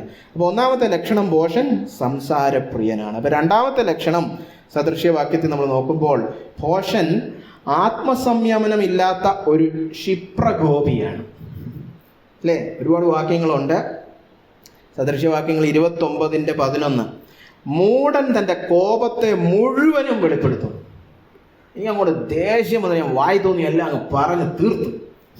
അല്ലാതെ ദേഷ്യം അടക്കുന്ന പരിപാടിയൊന്നുമില്ല. മൊത്തം ദേഷ്യം ആരുടെയെങ്കിലും തലയെ വെച്ച് കൊടുത്തിരിക്കും അല്ലേ? അങ്ങനെയുള്ളവരെന്താണ്? മൂഢന്മാരാണ്. മൂഢൻ തൻ്റെ കോപത്തെ മുഴുവനും വെളിപ്പെടുത്തുന്നു, ജ്ഞാനിയോ അതിനെ അടക്കി ശമിപ്പിക്കുന്നു. കേട്ടോ, നമ്മുടെ ഈ കോപം നമ്മൾ ശമിപ്പിക്കുന്ന കൂട്ടരാണോ അതോ മുഴുവനും വെളിപ്പെടുത്തുമോ? എൻ്റെ ഉള്ളിലുള്ള എല്ലാം ഞാൻ പറഞ്ഞ് തകർക്ക്, എന്താ പറയുക, അങ്ങ് ഒഴുക്കി കളയും അല്ലേ? ഒന്നും മാറ്റി വെക്കുന്നില്ല, മുഴുവൻ നിങ്ങൾ കുടിക്കണം എന്ന് പറഞ്ഞാൽ അത് മുഴുവൻ പ്രദർശിപ്പിക്കും. അങ്ങനെയുള്ളവരെന്താണ്? മൂഢന്മാരാണ് അല്ലേ? അതാണ് ഞാൻ പറഞ്ഞ ആത്മസംയമനമില്ലാത്ത, ഇത് പറഞ്ഞ പോലെ അടക്കി ശമിപ്പിക്കുന്നില്ല അല്ലേ? ഒന്നും അടക്കാൻ പറ്റുന്നില്ല. അതാണ് ആത്മസംയമനം. അതില്ലാത്ത ക്ഷിപ്രകോപി എന്ന് പറഞ്ഞാൽ പെട്ടെന്ന് കോപം വരുന്നവർ അല്ലേ? ഷോർട്ട് ടെമ്പേർഡ് നമ്മൾ ഇംഗ്ലീഷിൽ പറയും. പെട്ടെന്ന് എപ്പോൾ ദേഷ്യം വരും എന്ന് പറയാൻ പറ്റത്തില്ല അല്ലേ? കാലിൽ ഒരു ഉറുമ്പ് കടിച്ചു ഭയങ്കര ദേഷ്യം, ആരുടെങ്കിലും കാലിൽ പോയി ചവിട്ടിയെങ്കിലേ ദേഷ്യം മാറത്തുള്ളൂ. അങ്ങനെ ഭയങ്കര എന്താ പറയുക, ക്രൂരന്മാരാണ് ഇവരൊക്കെ അല്ലേ, ഈ ഭോഷന്മാർ. സദൃശവാക്യങ്ങൾ 14:16, ജ്ഞാനി ഭയപ്പെട്ട് ദോഷം അകറ്റി നടക്കുന്നു, ഭോഷനോ ധിക്കാരം പൂണ്ട് നിർഭയനായി നടക്കുന്നു. കേട്ടോ, അവനൊന്നും അടക്കുന്നില്ല. പിന്നെന്താ ചെയ്യുന്നത്? എനിക്ക് തോന്നിയൊക്കെ ഞാൻ ചെയ്യും. എനിക്കിപ്പോൾ ദേഷ്യം വരുന്നു, ഞാൻ ദേഷ്യപ്പെടും അല്ലേ? എനിക്കിപ്പം മറ്റേ വ്യക്തിയെ എന്തെങ്കിലും അതിശയിപ്പിക്കണം, അതിശയിപ്പിക്കും. അയാൾക്കിട്ട് 2 അടി കൊടുക്കണം, അടി കൊടുക്കും അല്ലേ? അതാണ് ഇവിടെ പറഞ്ഞത്, ഭോഷൻ ധിക്കാരം പൂണ്ട് നിർഭയനായി നടക്കുന്നു. എന്തോന്നിൽ നടക്കുന്നു? ദോഷത്തിൽ നടക്കുന്നു. അതാണ് അവിടുത്തെ പശ്ചാത്തലം. ജ്ഞാനി ഭയപ്പെട്ട്, അതായത് ദൈവത്തെ ഭയപ്പെട്ട് ദോഷം അകന്ന് നടക്കുന്നു. ഭോഷനോ ധിക്കാരം പൂണ്ട് നിർഭയനായി ദോഷത്തിൽ നടക്കുന്നു. ദോഷത്തിൽ നടക്കാൻ ഒരു ഭയവും ഇല്ല, അല്ലേ? ചിലരൊക്കെ എനിക്ക് നല്ല തൻ്റെ ഇടമാണ്. എന്തൊന്നും തൻ്റെ ഇടമായി പറയുന്നേ? പാപം ചെയ്യാൻ ഭയങ്കര തൻ്റെ ഇടമാണ്. ഞാൻ ആരുടെ മുഖത്ത് നോക്കി എന്തും പറയും. ചിലരൊക്കെ പറയും, സഭയിൽ ഞാൻ കേട്ടിട്ടുണ്ട്, ഏത് പാസ്റ്ററുടെ മുഖത്ത് നോക്കി ഞാൻ പറയും എന്നൊക്കെ പറയും, അല്ലേ? അത് ഞാൻ ആരെയും, അപ്പൊ എന്നെ നിങ്ങൾക്ക് ആർക്ക് പറഞ്ഞോട്ടെ, ഞാൻ വളരെ അപ്പൊ ഭയങ്കര ധൈര്യശാലിയാണെന്നൊക്കെയാണ് അവർ പറയുന്നതിൻ്റെ. പക്ഷെ അത് എന്താണ്? എന്ത് ധൈര്യമാണ്? ഈ ദോഷത്തിൽ നടക്കാൻ ഒരു ഭയവും ഇല്ലെന്ന്. അത് നല്ല കാര്യമല്ല അത്, അല്ലേ? അത് ദൈവഭയം ഇല്ലെന്നാ കാണിക്കുന്നത്. അത് മൂഢത്തരമാണ്. അപ്പൊ ആത്മസംയമനമില്ലാത്ത ഒരു ക്ഷിപ്രകോപിയാണ്. അതിന്റെ കാരണം ഈ സ്വയകേന്ദ്രീകൃതമായ ജീവിതമാണ്. എൻ്റെ സ്വയത്തെയാണ് ഞാൻ പ്രസാദിപ്പിച്ചുകൊണ്ട് നടക്കുന്നത്, അല്ല യഹോവയല്ല. എൻ്റെ സ്വയത്തിനിപ്പം ആ വ്യക്തിയോടൊരു ദേഷ്യം, അത് മുഴുവൻ തീർക്കണം, അല്ലേ? അതാണ് നീതി ന്യായം എന്നൊക്കെ നമ്മൾ പറയും. അപ്പം എന്തു ചെയ്യും? അത് ചെയ്തേ പറ്റത്തുള്ളൂ, അല്ലേ? ഈ സ്വയകേന്ദ്രീകൃത ജീവിത ശൈലിയാണ് ഈ പറയുന്നതിനകത്തെല്ലാം അടങ്ങിയിരിക്കുന്ന ഈ ഭോഷന്റെ ഒരു പ്രശ്നം. ശരി, നമുക്ക് മുന്നോട്ട് നീങ്ങാം. അപ്പോൾ ഒന്നാമത്തത്, അവൻ സംസാരപ്രിയനാണ്. രണ്ടാമത്തത്, അവൻ ആത്മസംയമനമില്ലാത്ത ക്ഷിപ്രകോപിയാണ്. മൂന്നാമത്തത്, ഭോഷൻ ശാസനകൾ നിരസിക്കുന്ന ഒരു നിഗളിയാണ്, അല്ലേ? ശാസനകൾ നിരസിക്കുന്ന ഒരു നിഗളിയാണ്. അത് നമ്മൾ ഈ ഒന്നാമത് വായിച്ച വാക്യം, നമ്മൾ ബൈബിൾ എടുത്ത് ആദ്യം കുറിവാക്യമായിട്ട് വായിച്ച വാക്യം തന്നെ ഒന്ന് നോക്കിക്കേ. സദൃശ്യവാക്യങ്ങൾ 1:7. യഹോവ ഭക്തി ജ്ഞാനത്തിന്റെ ആരംഭമാകുന്നു. എന്നിട്ട് ഭോഷനെ കുറിച്ച് ഒന്നാമതായിട്ട് പറഞ്ഞിരിക്കുന്നു, നോക്കിക്കേ. ഭോഷന്മാരോ ജ്ഞാനവും പ്രബോധനവും നിരസിക്കുന്നു. ആർക്കും ഒന്ന് പോയി എന്തെങ്കിലും പറഞ്ഞൊന്ന് ശാസിച്ച് ഗുണീകരിക്കാൻ പറ്റാത്ത കൂട്ടരാണ് ഈ ഭോഷന്മാർ. കാരണം എന്താ? എന്ത് ഗുണീകരണം കൊടുത്താലും എന്ത് പ്രബോധനം കൊടുത്താലും അതൊക്കെ എടുത്ത് ദൂരെ കളയും, എടുത്ത് നിരസിക്കും, അല്ലേ? സദൃശ്യവാക്യങ്ങൾ 23:9. ഭോഷൻ കേൾക്കെ നീ സംസാരിക്കരുത്, അവൻ നിന്റെ വാക്കുകളുടെ ജ്ഞാനത്തെ നിരസിച്ചു കളയും. ഒരു വ്യക്തി കുറെ നാളായിട്ട് തെളിയിച്ചിരിക്കുകയാണ് ഒരു ഭോഷനാണെന്ന്. ഇനി ആ പുള്ളിയെ ഗുണീകരിക്കാനൊക്കെ പോയി ചുമ്മാ വായിലെ വാക്ക് കളയണ്ട, വായിലെ വെള്ളം വെറുതെ കളയാമെന്നേ ഉള്ളൂ. കാരണം എന്താണ്? ഇവിടെ പറഞ്ഞിരിക്കുക, ഭോഷൻ കേൾക്കെ നീ സംസാരിക്കരുത്, അവൻ നിന്റെ വാക്കുകളുടെ ജ്ഞാനത്തെ നിരസിച്ച് കളയും. ഉറപ്പായിട്ട് എഴുതി വെച്ചിരിക്കരുത് കളയുമെന്ന്, അല്ലേ? അങ്ങനെ താഴ്മയില്ലാത്ത കീഴ്പ്പെടാത്ത കൂട്ടരെ ഒന്നും പോയി നമ്മൾ ചുമ്മാ വീണ്ടും വീണ്ടും പ്രബോധനം ഒന്നും കൊടുക്കണ്ട. അവരെ ഇനി ദൈവമായിട്ട് വല്ലതും ചെയ്ത് ഒന്ന് താഴ്ത്തിയിട്ടേ പോയിട്ട് കാര്യമുള്ളൂ, അല്ലേ? നീ കേൾക്കെ, സംസാരിക്കണ്ട, അവൻ കേൾക്കെ. സദൃശ്യവാക്യങ്ങൾ 15:5 പിള്ളേരെ കുറിച്ച് പറഞ്ഞിരിക്കുക. ഭോഷൻ അപ്പന്റെ പ്രബോധനം നിരസിക്കുന്നു, ശാസനയെ കൂട്ടാക്കുന്നവനോ വിവേകിയായി തീരും. കേട്ടോ, അത് കുഞ്ഞുങ്ങളുമായി ബന്ധപ്പെട്ട് കിടക്കുന്നതാണേലും ഭോഷൻ ഒരു അധികാരത്തിനും കീഴ്പ്പെടാത്തതാണെന്നാണ് അതിൻ്റെ അർത്ഥം. കുഞ്ഞുങ്ങളായിരിക്കുമ്പോൾ അപ്പനമ്മമാരോട് കീഴ്പ്പെടത്തില്ല. ഇനി വളർന്നു കഴിയുമ്പോഴോ ഒരു അധികാരത്തിൻ്റെയും പ്രബോധനം സ്വീകരിക്കത്തില്ല, നിരസിക്കും. കീഴ്പ്പെടാത്ത കൂട്ടരാണ്, അല്ലേ? സഭാപ്രസംഗി, ഇത് കഴിഞ്ഞുള്ള പുസ്തകം സഭാപ്രസംഗി 4:13 പറഞ്ഞിരിക്കുകയാണ്, പ്രബോധനം കൈക്കൊള്ളാത്ത വൃദ്ധനും മൂഢനുമായ ഒരു രാജാവിനേക്കാൾ ദരിദ്രനും ജ്ഞാനിയുമായ ഒരു ബാലൻ കൊള്ളാവുന്നു. അവിടെ താരതമ്യം ചെയ്തിരിക്കുന്നവരെ നിങ്ങൾ കണ്ടോ? ഇപ്പുറത്ത് ഒരു ബാലൻ, ഒരു കൊച്ചു ഒരു പയ്യൻ, അപ്പുറത്ത് ഒരു വൃദ്ധൻ, അല്ലേ? അപ്പൊ ഇന്നത്തെ കാലത്ത് തന്നെ ഒരു വൃദ്ധം വേണ്ട, പയ്യൻ മതി എന്ന് പറയും നമ്മുടെ സമൂഹം. എന്നാലും അന്നത്തെ കാലത്തൊക്കെ പ്രായമായ ഒരു നല്ല എന്താ പറയാ പരിചയ സമ്പത്തൊക്കെ ഉള്ള ഒരു വൃദ്ധനാണ് നല്ലതല്ല. ഈ കൊച്ചിനെ കൊണ്ട് എന്തോന്നിനും കൊള്ളാം, അല്ലേ? അപ്പൊ ഇപ്പുറത്തൊരു വൃദ്ധൻ, അപ്പുറത്തൊരു ബാലൻ. അല്ലെങ്കിൽ രണ്ടാമത്തെ ചിത്രം ഒരു രാജാവ്, ഇപ്പുറത്ത് ഒരു ദരിദ്രൻ, അല്ലേ? ആരെ കൊണ്ട് കാര്യം സാധിക്കാം? രാജാവിനെ കൊണ്ട് കാര്യം സാധിക്കും. പക്ഷെ പ്രശ്നം എന്താണ്? ഈ വൃദ്ധൻ പ്രബോധനം കൈക്കൊള്ളത്തില്ല, അല്ലേ? ഈ രാജാവ് ഒരു മൂഢനാണ്, അല്ലേ? ഇപ്പുറത്ത് നിൽക്കുന്ന ബാലനോ, അവൻ ദരിദ്രനാണേലും ബാലനാണേലും അവൻ പ്രബോധനം കൈക്കൊള്ളും, അല്ലേ? ജ്ഞാനിയായ ഒരു ബാലനാണ് കേട്ടോ. അപ്പോൾ വചനത്തിൽ പറഞ്ഞിരിക്കുന്നത് പ്രബോധനം കൈക്കൊള്ളാത്തവൻ ഏതു ശ്രേഷ്ഠനാണേലും ഒരു വിലയ്ക്കും അർഹനല്ല, അല്ലേ? അപ്പോൾ ഈ നമ്മൾ പഠിച്ചുകൊണ്ടിരിക്കുന്ന മൂഢൻ അല്ലെങ്കിൽ ഭോഷൻ ഒരു നിഷേധിയാണ്, ഒരു ധിക്കാരിയാണ്, അല്ലേ?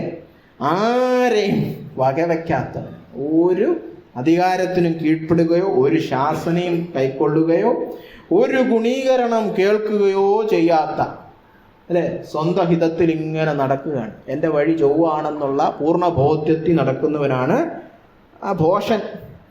എന്നാ ജ്ഞാനി അങ്ങനല്ല കേട്ടോ. 1-2 വാക്യങ്ങൾ ഞാൻ വായിക്കട്ടെ. ജ്ഞാനിയെ കുറിച്ച് പറഞ്ഞിരിക്കുന്നത് സദൃശ്യവാക്യങ്ങൾ 19:25. പരിഹാസിയെ അടിച്ചാൽ അല്പബുദ്ധി വിവേകം പഠിക്കും, ബുദ്ധിമാനെ ശാസിച്ചാൽ അവർ പരിജ്ഞാനം പ്രാപിക്കും. അവിടെ ബുദ്ധിമാന്റെ ലക്ഷണം അതാണ്. ഗുണീകരണം കിട്ടുന്തോറും നല്ല വളർച്ചയുണ്ട്, അല്ലേ? നമ്മൾ ചെടിയൊക്കെ വെച്ചിട്ട് വെട്ടി വെട്ടി വിടുമ്പോറും തഴച്ചങ്ങ് വളരുകയാണ് എന്ന് പറഞ്ഞതുപോലെ ഭർത്താവ് ശാസനയൊക്കെ കൊടുത്ത് അടിയൊക്കെ കൊടുത്ത് ഇച്ചിരി വെട്ടുമൊക്കെ കൊടുത്ത് കഴിയുമ്പോഴും അങ്ങ് തഴച്ച് വളരുകയാണ്. അല്ലാതെ പോ നിരസിച്ച് ഒരു തികഞ്ഞ നിഷേധിയാവുകയല്ല, അല്ലേ? അതാണ് ബുദ്ധിമാന്റെ ലക്ഷണം. ശാസനയൊക്കെ ഇങ്ങ് പോരട്ടെ, പ്രഹരമൊക്കെ ഇങ്ങ് പോരട്ടെ, അല്ലേ? ഒരു 69-ാമത്തെ സങ്കീർത്തനമാണെന്ന് തോന്നുന്നു, അല്ലേ? നീതിമാന്മാർ എന്നെ തല്ലട്ടെ, അത് അഭിഷേക തൈലമാണെന്ന് എനിക്ക്. അപ്പൊ ഞാൻ സഭയിൽ പോകുമ്പോൾ എന്നെ ഗുണീകരിക്കട്ടെ, പ്രസംഗത്തിലൂടെ ഗുണീകരിക്കട്ടെ, കൂട്ടുവിശ്വാസികൾ എന്നെ ഗുണീകരിക്കട്ടെ, പ്രസംഗകനാണേലും അങ്ങനെ പറയണം, എന്നെ ഗുണീകരിക്കട്ടെ ഇവരൊക്കെ, അല്ലെ? എനിക്ക് ശാസനയൊക്കെ തരണേ കർത്താവേ, അല്ലേ? അല്ലാതെ ഞാൻ തികഞ്ഞവനാണെന്നും പറഞ്ഞിരിക്കുന്നവന് ശാസനയൊന്നും വേണ്ട. ഞാൻ തികഞ്ഞവനൊന്നും അല്ല എന്ന് പറയുന്നവന് കർത്താവേ എന്നെ ഗുണീകരിച്ചാട്ടെ. അതാണ് ബുദ്ധിമാന്റെ ലക്ഷണം.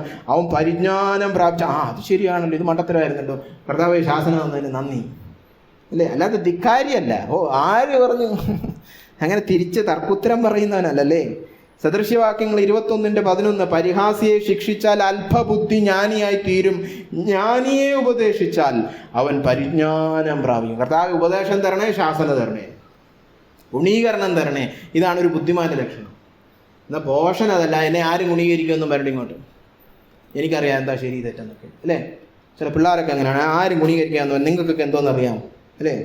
അപ്പോൾ ഭോഷൻ നമ്മൾ പറഞ്ഞതുപോലെ ശാസനകൾ നിരസിക്കുന്ന ഒരു നിഗളിയാണ്, അല്ലേ? വളരെ ധാർഷ്ട്യത്തോടെ ധിക്കാരത്തോടെ നടക്കുന്ന ഒരു വ്യക്തിയാണ്.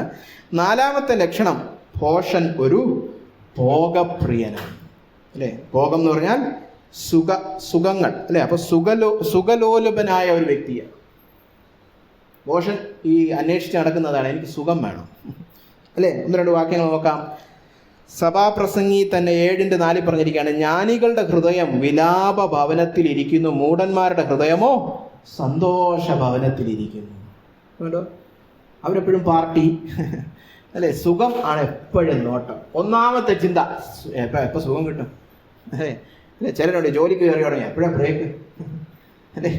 എപ്പോഴാ ആഹാരം, അല്ലെ? ചില സഭയിൽ വന്ന ഉടനെ തുടങ്ങുക, എപ്പോഴാ ഊണ്, അല്ലേ? ഇത് ചിന്തിച്ചാൽ എപ്പോഴും സുഖം വേണം, ഒന്നും ബുദ്ധിമുട്ടും മെനക്കേടൊന്നും പാടില്ല, അല്ലേ?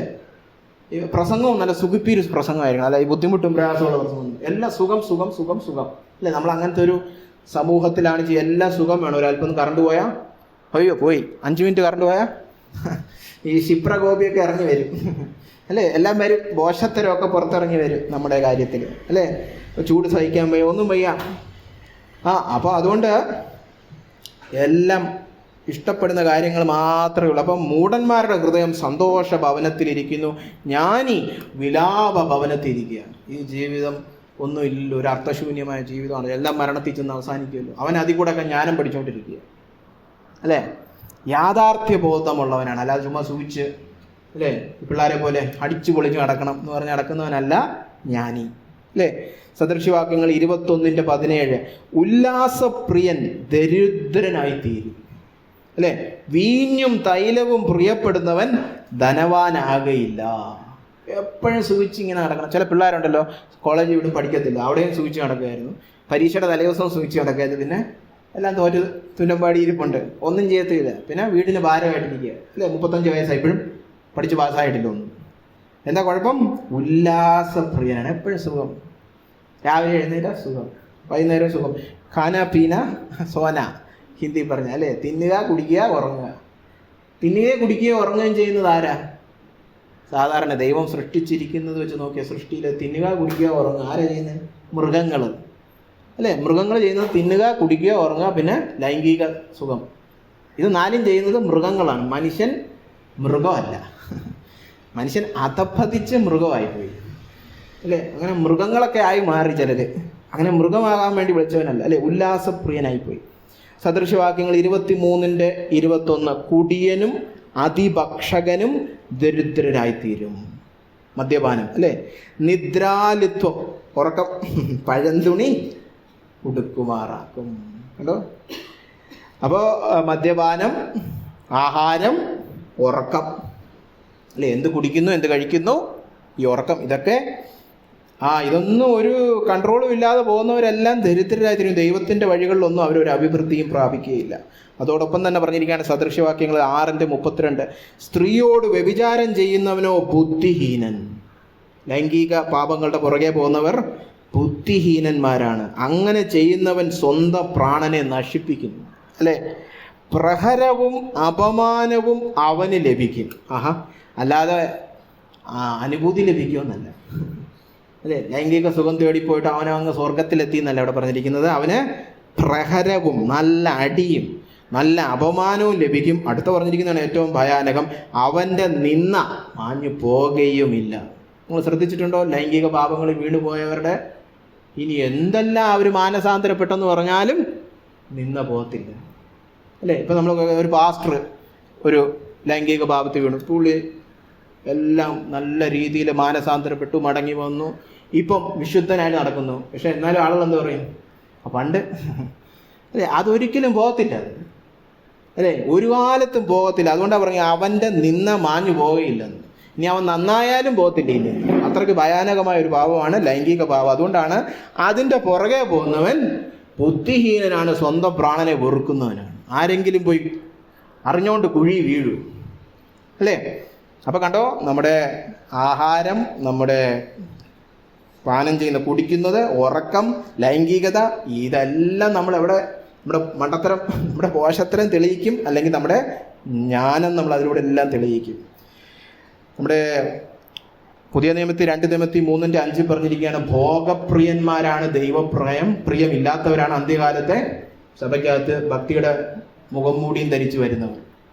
നമ്മൾ ആ കാലഘട്ടത്തിലാണ് ജീവിക്കുന്നത്. അന്ത്യകാലത്ത് ദുർഘട സമയം വരും. കാരണം എന്താ, സഭയ്ക്കകത്ത് ഇരിക്കുന്നവർ പോലും ഭക്തി എന്ന ഒരു മുഖംമൂടിയുള്ള ഭക്തിയുടെ ശക്തി ത്യജിച്ചു കളഞ്ഞു. അവരുടെ ലക്ഷണം എന്താണ്? അവർ ഭോഗപ്രിയരാണ്, ദൈവപ്രിയരില്ല അല്ലേ. പാട്ടൊക്കെ പാടുമ്പോൾ നല്ല സന്തോഷിക്കും. കാരണം എന്താ, പാട്ട് പാടുമ്പോൾ നല്ല പിയാനോയും അതൊക്കെ വെച്ചിട്ട് നല്ല എൻ്റർടൈൻമെൻ്റ് ആണ് അല്ലേ. അപ്പോൾ നല്ല ആ ഭോഗം കൊണ്ടാണ് അത് പ്രിയപ്പെടുന്നത്, അല്ലാതെ ദൈവത്തെ പ്രിയപ്പെട്ടിട്ടില്ല അവർ പാട്ട് പാടുന്നത് അല്ലേ. വലിയ ചില സഭകളൊക്കെ ഉണ്ടല്ലോ, വലിയ 50,000 പേര് കൂടി വന്ന് വലിയ പാട്ടൊക്കെ പാടുന്നത്. അത് എന്തുകൊണ്ടാണ്? അവിടെ നല്ല ഒരു എൻ്റർടൈൻമെൻറ്റ് സെൻറ്ററിൽ പോയ പോലെയാണ് അല്ലേ. അങ്ങനെ ഭോഗപ്രിയരാണ്, ദൈവപ്രിയമില്ലാത്തവരാണ്. അവരൊക്കെ എന്താണ്? അവരെല്ലാം ഭോഷന്മാരാണ്. അപ്പം നമ്മൾ 4 ലക്ഷണങ്ങൾ കണ്ടു അല്ലേ. ആരാണ് ഈ സദൃശ്യവാക്യങ്ങളിൽ ഭോഷൻ എന്ന് പറഞ്ഞിരിക്കുന്ന കാതലായ? അപ്പം ഇനിയും ഒരുപാട് ലക്ഷണങ്ങൾ പറയാം. എന്നാലും കാതലായ 4 ലക്ഷണങ്ങൾ എന്തൊക്കെയാണ് കണ്ടത്? ഭോഷൻ ഒരു സംസാരപ്രിയനാണ്, ആത്മസംയമനമില്ലാത്ത ഒരു ക്ഷിപ്രകോപിയാണ്. ഭോഷൻ ശാസനകൾ നിരസിക്കുന്ന ഒരു നിഗളിയാണ്. ഭോഷൻ ഒരു ഭോഗപ്രിയനാണ്. കുറച്ചുകൂടെ വിശദമാക്കി പറഞ്ഞു കഴിഞ്ഞാൽ അവനിങ്ങനെ സ്വന്തം അറിവെല്ലാം വിളമ്പി നടക്കുന്നത് വളരെ ഇഷ്ടമാണ് അല്ലേ. മറ്റുള്ളവരിൽ നിന്നൊന്നും കേട്ടു പഠിക്കാൻ ഇഷ്ടമല്ല, അങ്ങോട്ട് കേട്ടോണം അല്ലേ. ഒരു റേഡിയോ പോലെയാണ്, ഇങ്ങോട്ടൊന്നും പറയണ്ട, അങ്ങോട്ടെല്ലാം പറഞ്ഞോളൂ, നിങ്ങൾ കേട്ടോണം അല്ലേ. അങ്ങനെ സംസാരിക്കുന്ന ഒരു വ്യക്തിയാണ്. വളരെ പെട്ടെന്ന് ദേഷ്യം വരും അല്ലേ. തൻ്റെ എല്ലാ സ്വഭാവ ദൂഷ്യങ്ങളും അതിനൊക്കെ ഒഴിവുകളൊക്കെ പറയും, ആർക്കും കീഴ്പ്പെടത്തില്ല, ആരുടെയും ശാസന കേൾക്കത്തില്ല അല്ലേ. നികളഭാവത്തിൽ അങ്ങനെ പൂണ്ടു നടക്കുകയാണ്. മറ്റുള്ളവരെ ഉപദേശിക്കാൻ ഇഷ്ടമാണ്, ഒരു ഉപദേശം ഏൽക്കാൻ ഇഷ്ടമല്ല അല്ലേ. തർക്കിച്ചുകൊണ്ട് നടക്കും. എല്ലാ അധികാരങ്ങളെയും നിരസിച്ച് സ്വന്തം ഇഷ്ടത്തിൽ നടക്കുന്ന ഒരു വ്യക്തിയാണ്. മറ്റുള്ളവരെ വേദനിപ്പിക്കും, വാള് കുത്തുന്ന പോലെ ആയിരിക്കും സംസാരം അല്ലേ. മറ്റുള്ളവരെ കുറിച്ചുള്ള ദൂഷണം പറഞ്ഞു നടക്കും. തൻ്റെ സ്വന്തം ഭോഗങ്ങൾ, സുഖങ്ങൾ, അതിൻ്റെ തൃപ്തി കണ്ടെത്തണമെന്ന് മാത്രമേ ഈ ഭോഷന് ഉദ്ദേശമുള്ളൂ. അതാണ് പറയുന്നത്, ഒരു സംസാരപ്രിയനാണ്, ക്ഷിപ്രകോപിയാണ്, നിഗളിയാണ്, ഭോഗപ്രിയൻ. ഇത്രയും കേട്ട് കഴിഞ്ഞപ്പോൾ നിങ്ങളുടെ മനസ്സിൽ ആരാ വരുന്നേ? നമ്മുടെ വീട്ടിനടുത്ത് ഒരുത്തനുണ്ടെന്നാണോ പറയുന്നത്? എനിക്കിത് ഇത്രയും പഠിച്ചു കഴിഞ്ഞപ്പോൾ ഞാൻ തന്നെ ഈ വ്യക്തി അല്ലേ. ഇതുപോലൊരു ഭോഷൻ ഇല്ല. അങ്ങനെ ഒരു ചിത്രമായിരിക്കും വരേണ്ടത്. അപ്പം നമ്മളെല്ലാവരും ഭോഷന്മാരായി അല്ലേ. അല്ല എന്ന് പറയുന്ന ആരെങ്കിലും ഉണ്ടെങ്കിൽ ഇപ്പം തന്നെ വണ്ടി എടുത്ത് വീട്ടിൽ പോകുക. കാരണം ഈ ബാക്കി പ്രസംഗം നിങ്ങൾക്ക് ബാധകമല്ല അല്ലേ. നിങ്ങൾ വന്ന് പ്രസംഗിക്കും, അപ്പം എനിക്കും കൂടെ ഒരു സുഖമായിരുന്നു കേൾക്കാൻ അല്ലേ. അല്ല നിങ്ങളും പറയുകയാണ് എൻ്റെ കൂടെ ഞാനൊരു മണ്ടനാണ് കർത്താവ്. ഈ വാക്യങ്ങളൊക്കെ വായിച്ചു കഴിഞ്ഞപ്പോൾ ഞാനൊരു ഭോഷനാണെന്ന് പറയുകയാണെങ്കിൽ നമുക്ക് നമ്മുടെ വാക്യത്തിലേക്ക് വീണ്ടും മടങ്ങി വരാം. സദൃശ്യവാക്യങ്ങൾ 1:7. യഹോവ ഭക്തി ജ്ഞാനത്തിൻ്റെ ആരംഭമാകുന്നു. അപ്പം ജ്ഞാനത്തിൻ്റെ ആരംഭം അറിവെന്നല്ല അവിടെ പറഞ്ഞിരിക്കുന്നത്. നമ്മുടെ സാധാരണ മലയാളത്തിൽ അറിവും ജ്ഞാനവും കൂടെ കൂട്ടിക്കുഴച്ച് വെച്ചിരിക്കുകയാണ് അല്ലേ. നല്ല അറിവൊക്കെ ഉള്ളൊരു പണ്ഡിതൻ വന്നാൽ നമ്മൾ പറയും ജ്ഞാനിയാണെന്ന് പറയും. പക്ഷെ ജ്ഞാനം വെറും പാണ്ഡിത്യമല്ല അല്ലേ. പാണ്ഡിത്യമുള്ളവരും ഈ ഭോഷന്മാരൊക്കെ തന്നെ ആയിരിക്കും അല്ലേ. വളരെ പഠിപ്പൊക്കെ ഉള്ളവർക്കും ഈ പറഞ്ഞ 4 കാര്യങ്ങളും കാണും. സംസാരപ്രിയം, പഠിത്തമൊക്കെ കൂടുമ്പോഴാണ് സാധാരണ ഇതൊക്കെ കൂടുന്നത്. സംസാരപ്രിയം കൂടും, കാരണം ഞാൻ പഠിച്ച ആളാണ്, എനിക്ക് ഒരുപാട് അറിവുണ്ടെന്ന് പറയുമ്പോഴാണ് സംസാരം കൂടുന്നത് അല്ലേ. അപ്പോൾ പഠിത്തമല്ല ഇവിടെ പറഞ്ഞിരിക്കുന്നത്, അറിവല്ല, പാണ്ഡിത്യമല്ല. ഇവിടെ പറഞ്ഞിരിക്കുന്നത് കേട്ടോ യഹോവ ഭക്തി. എന്താ ആ വാക്കിൻ്റെ അർത്ഥം? യഹോവ ഭക്തി, അല്ലെങ്കിൽ ചില സ്ഥലത്തൊക്കെ പറഞ്ഞിരിക്കുന്നത് യഹോവ ഭയം അല്ലെ. ഇംഗ്ലീഷിൽ അതാണ് ഫിയർ ഓഫ് ദ ലോർഡ് എന്നാണ്. യഹോവ ഭയം. ഭയമാണ് നമ്മളിൽ എന്തുളവാക്കുന്നത്? ഈ ജ്ഞാനമുളവാക്കുന്നത്. പക്ഷെ എന്തിൻ്റെ ഭയം? നരകഭയം എന്നല്ല അവിടെ പറഞ്ഞിരിക്കുന്നത് അല്ലേ. അല്ലെങ്കിൽ എന്തെങ്കിലും ദണ്ഡനത്തിൻ്റെ ഭയം, അയ്യോ ഇത് ചെയ്തു കഴിഞ്ഞാൽ, തെറ്റ് ചെയ്തു കഴിഞ്ഞാൽ അടി കിട്ടും എന്നുള്ള ഭയമല്ല അവിടെ പറഞ്ഞിരിക്കുന്നത്. യഹോവ ഭയം എന്ന് പറയുമ്പോൾ എന്താ നിങ്ങൾ മനസ്സിലാക്കണ്ടേ? ഒരു വ്യക്തിയെക്കുറിച്ചുള്ള ഭയം അല്ലേ. അപ്പൊ ഈ ഭോഷത്തരത്തിൽ നിന്ന് വിട്ടുമാറണമെങ്കിൽ ഒരു വ്യക്തിയെ അറിയണം, ആ വ്യക്തിയെക്കുറിച്ച് ഭയം വരണം. അതാരാണ് ആ വ്യക്തി? ആ വ്യക്തിയാണ് ദൈവം അല്ലേ. അപ്പോൾ ഈ ജ്ഞാനം എന്ന് പറയുന്നത് ഒരു അറിവല്ല അല്ലേ, എന്തെങ്കിലും ഒരു സാധനമല്ല കടയിൽ പോയി വാങ്ങിച്ചുകൊണ്ട് വരാൻ. ഇത് ഒരു ബന്ധത്തിൽ നിന്നുളവായി വരേണ്ടതാണ്. അതുകൊണ്ടാണ് പലപ്പോഴും നമ്മൾ ജ്ഞാനികളാകാത്തത്. നമ്മുടെ വിചാരം ബൈബിളൊക്കെ അങ്ങോട്ട് കലക്കി കുടിച്ച് പഠിച്ച് അങ്ങ് എന്നും വായിച്ച് ഇതുപോലെ ഉറങ്ങാതൊക്കെ ഇരുന്ന് വായിച്ചു കഴിഞ്ഞാൽ നമ്മളൊക്കെ അങ്ങ് ജ്ഞാനിയൊന്നും ആകത്തില്ല. ഞാൻ ഈ സെമിനാരിയിലൊക്കെ പോയി PhD എടുത്തവരും എല്ലാം കണ്ടിട്ടുള്ള അവരും ജ്ഞാനമൊന്നും പ്രാപിച്ചിട്ടൊന്നുമില്ല. അവരുടെ ഇടയിൽ ജ്ഞാനികളുണ്ടെങ്കിൽ തന്നെ അവർ ഭക്തിയുള്ളവരായിരിക്കും. അല്ലാതെ അറിവ് കൊണ്ടൊന്നും ജ്ഞാനമൊന്നും വരത്തില്ല. എന്ന് വെച്ചാൽ അറിവ് വേണ്ടെന്നല്ല, പക്ഷെ അറിവല്ല ഇവിടെ പറഞ്ഞിരിക്കുന്ന കാര്യം. അപ്പം ജ്ഞാനം ഒരു സാധനമല്ല, ജ്ഞാനം എന്തെങ്കിലും ഒരു വസ്തുതയല്ല, കുറെ അറിവ് പ്രാപിക്കുകയല്ല, ഒരു തത്വമല്ല. ജ്ഞാനം പിന്നെന്താണ്? ഒരു വ്യക്തിയെ അറിയണം. ആ വ്യക്തിയാണ് യഹോവയാം ദൈവം. പുതിയ നിയമത്തിലേക്ക് കടന്നു വരികയാണെങ്കിൽ വളരെ വ്യക്തമായിട്ട് പുതിയ നിയമത്തിൽ പറഞ്ഞിട്ടുണ്ട്, ജ്ഞാനം ഒരു വസ്തുതയോ ഒരു വസ്തുവോ അല്ല, ജ്ഞാനം ഒരു വ്യക്തിയാണ്. ആ വ്യക്തിയാണ് യേശു ക്രിസ്തു. 1 കൊരിന്ത്യർ 1:23-24 പൗലോസ് പറയുകയാണ്, ഞങ്ങളോ ക്രൂശിക്കപ്പെട്ട ക്രിസ്തുവിനെ പ്രസംഗിക്കുന്നു.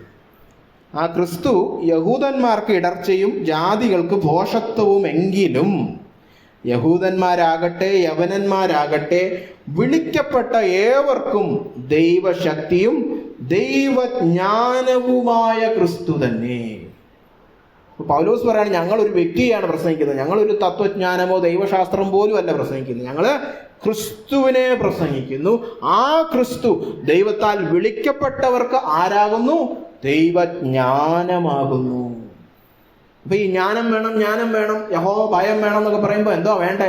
ക്രിസ്തുവിനെ വേണം, ദൈവജ്ഞാനമായ ക്രിസ്തു. അതേ അധ്യായത്തിന്റെ 30-ാമത്തെ വാക്യം 1 കൊരിന്ത്യർ 1:30 പൗലോസ് പിന്നെയും പറയാണ്, നിങ്ങളോ അവനാൽ, അതായത് ദൈവപിതാവാൽ ക്രിസ്തേശുവിൽ ഇരിക്കുന്നു. ആ ക്രിസ്തേശു നമുക്ക് ദൈവത്തിങ്കൽ നിന്ന് ജ്ഞാനവും നീതിയും ശുദ്ധീകരണവും വീണ്ടെടുപ്പുമായി തീർന്നു. കേട്ടോ, രക്ഷിക്കപ്പെട്ട ക്രിസ്തേശുവിലുള്ള വിശുദ്ധന്മാർക്ക് യേശു ക്രിസ്തു എന്തായി? ദൈവത്തിൽ നിന്നുള്ള ജ്ഞാനമായി തീർന്നു. അപ്പം നമുക്ക് ജ്ഞാനം എന്ന് പറഞ്ഞാൽ യേശു ക്രിസ്തു, ആ വ്യക്തിയാണ് നമ്മുടെ ജ്ഞാനം അല്ലേ. കൊലോസ്യർ 2:3 അവനിൽ, അതായത് ക്രിസ്തേശുവിൽ ജ്ഞാനത്തിൻ്റെയും പരിജ്ഞാനത്തിൻ്റെയും നിക്ഷേപങ്ങളൊക്കെയും ഗുപ്തമായിട്ടിരിക്കുന്നു അല്ലേ. അപ്പം നമുക്ക് ജ്ഞാനം, പരിജ്ഞാനം, അതിൻ്റെ നിക്ഷേപങ്ങൾ എല്ലാം ഒരു വ്യക്തിയിലാണ്.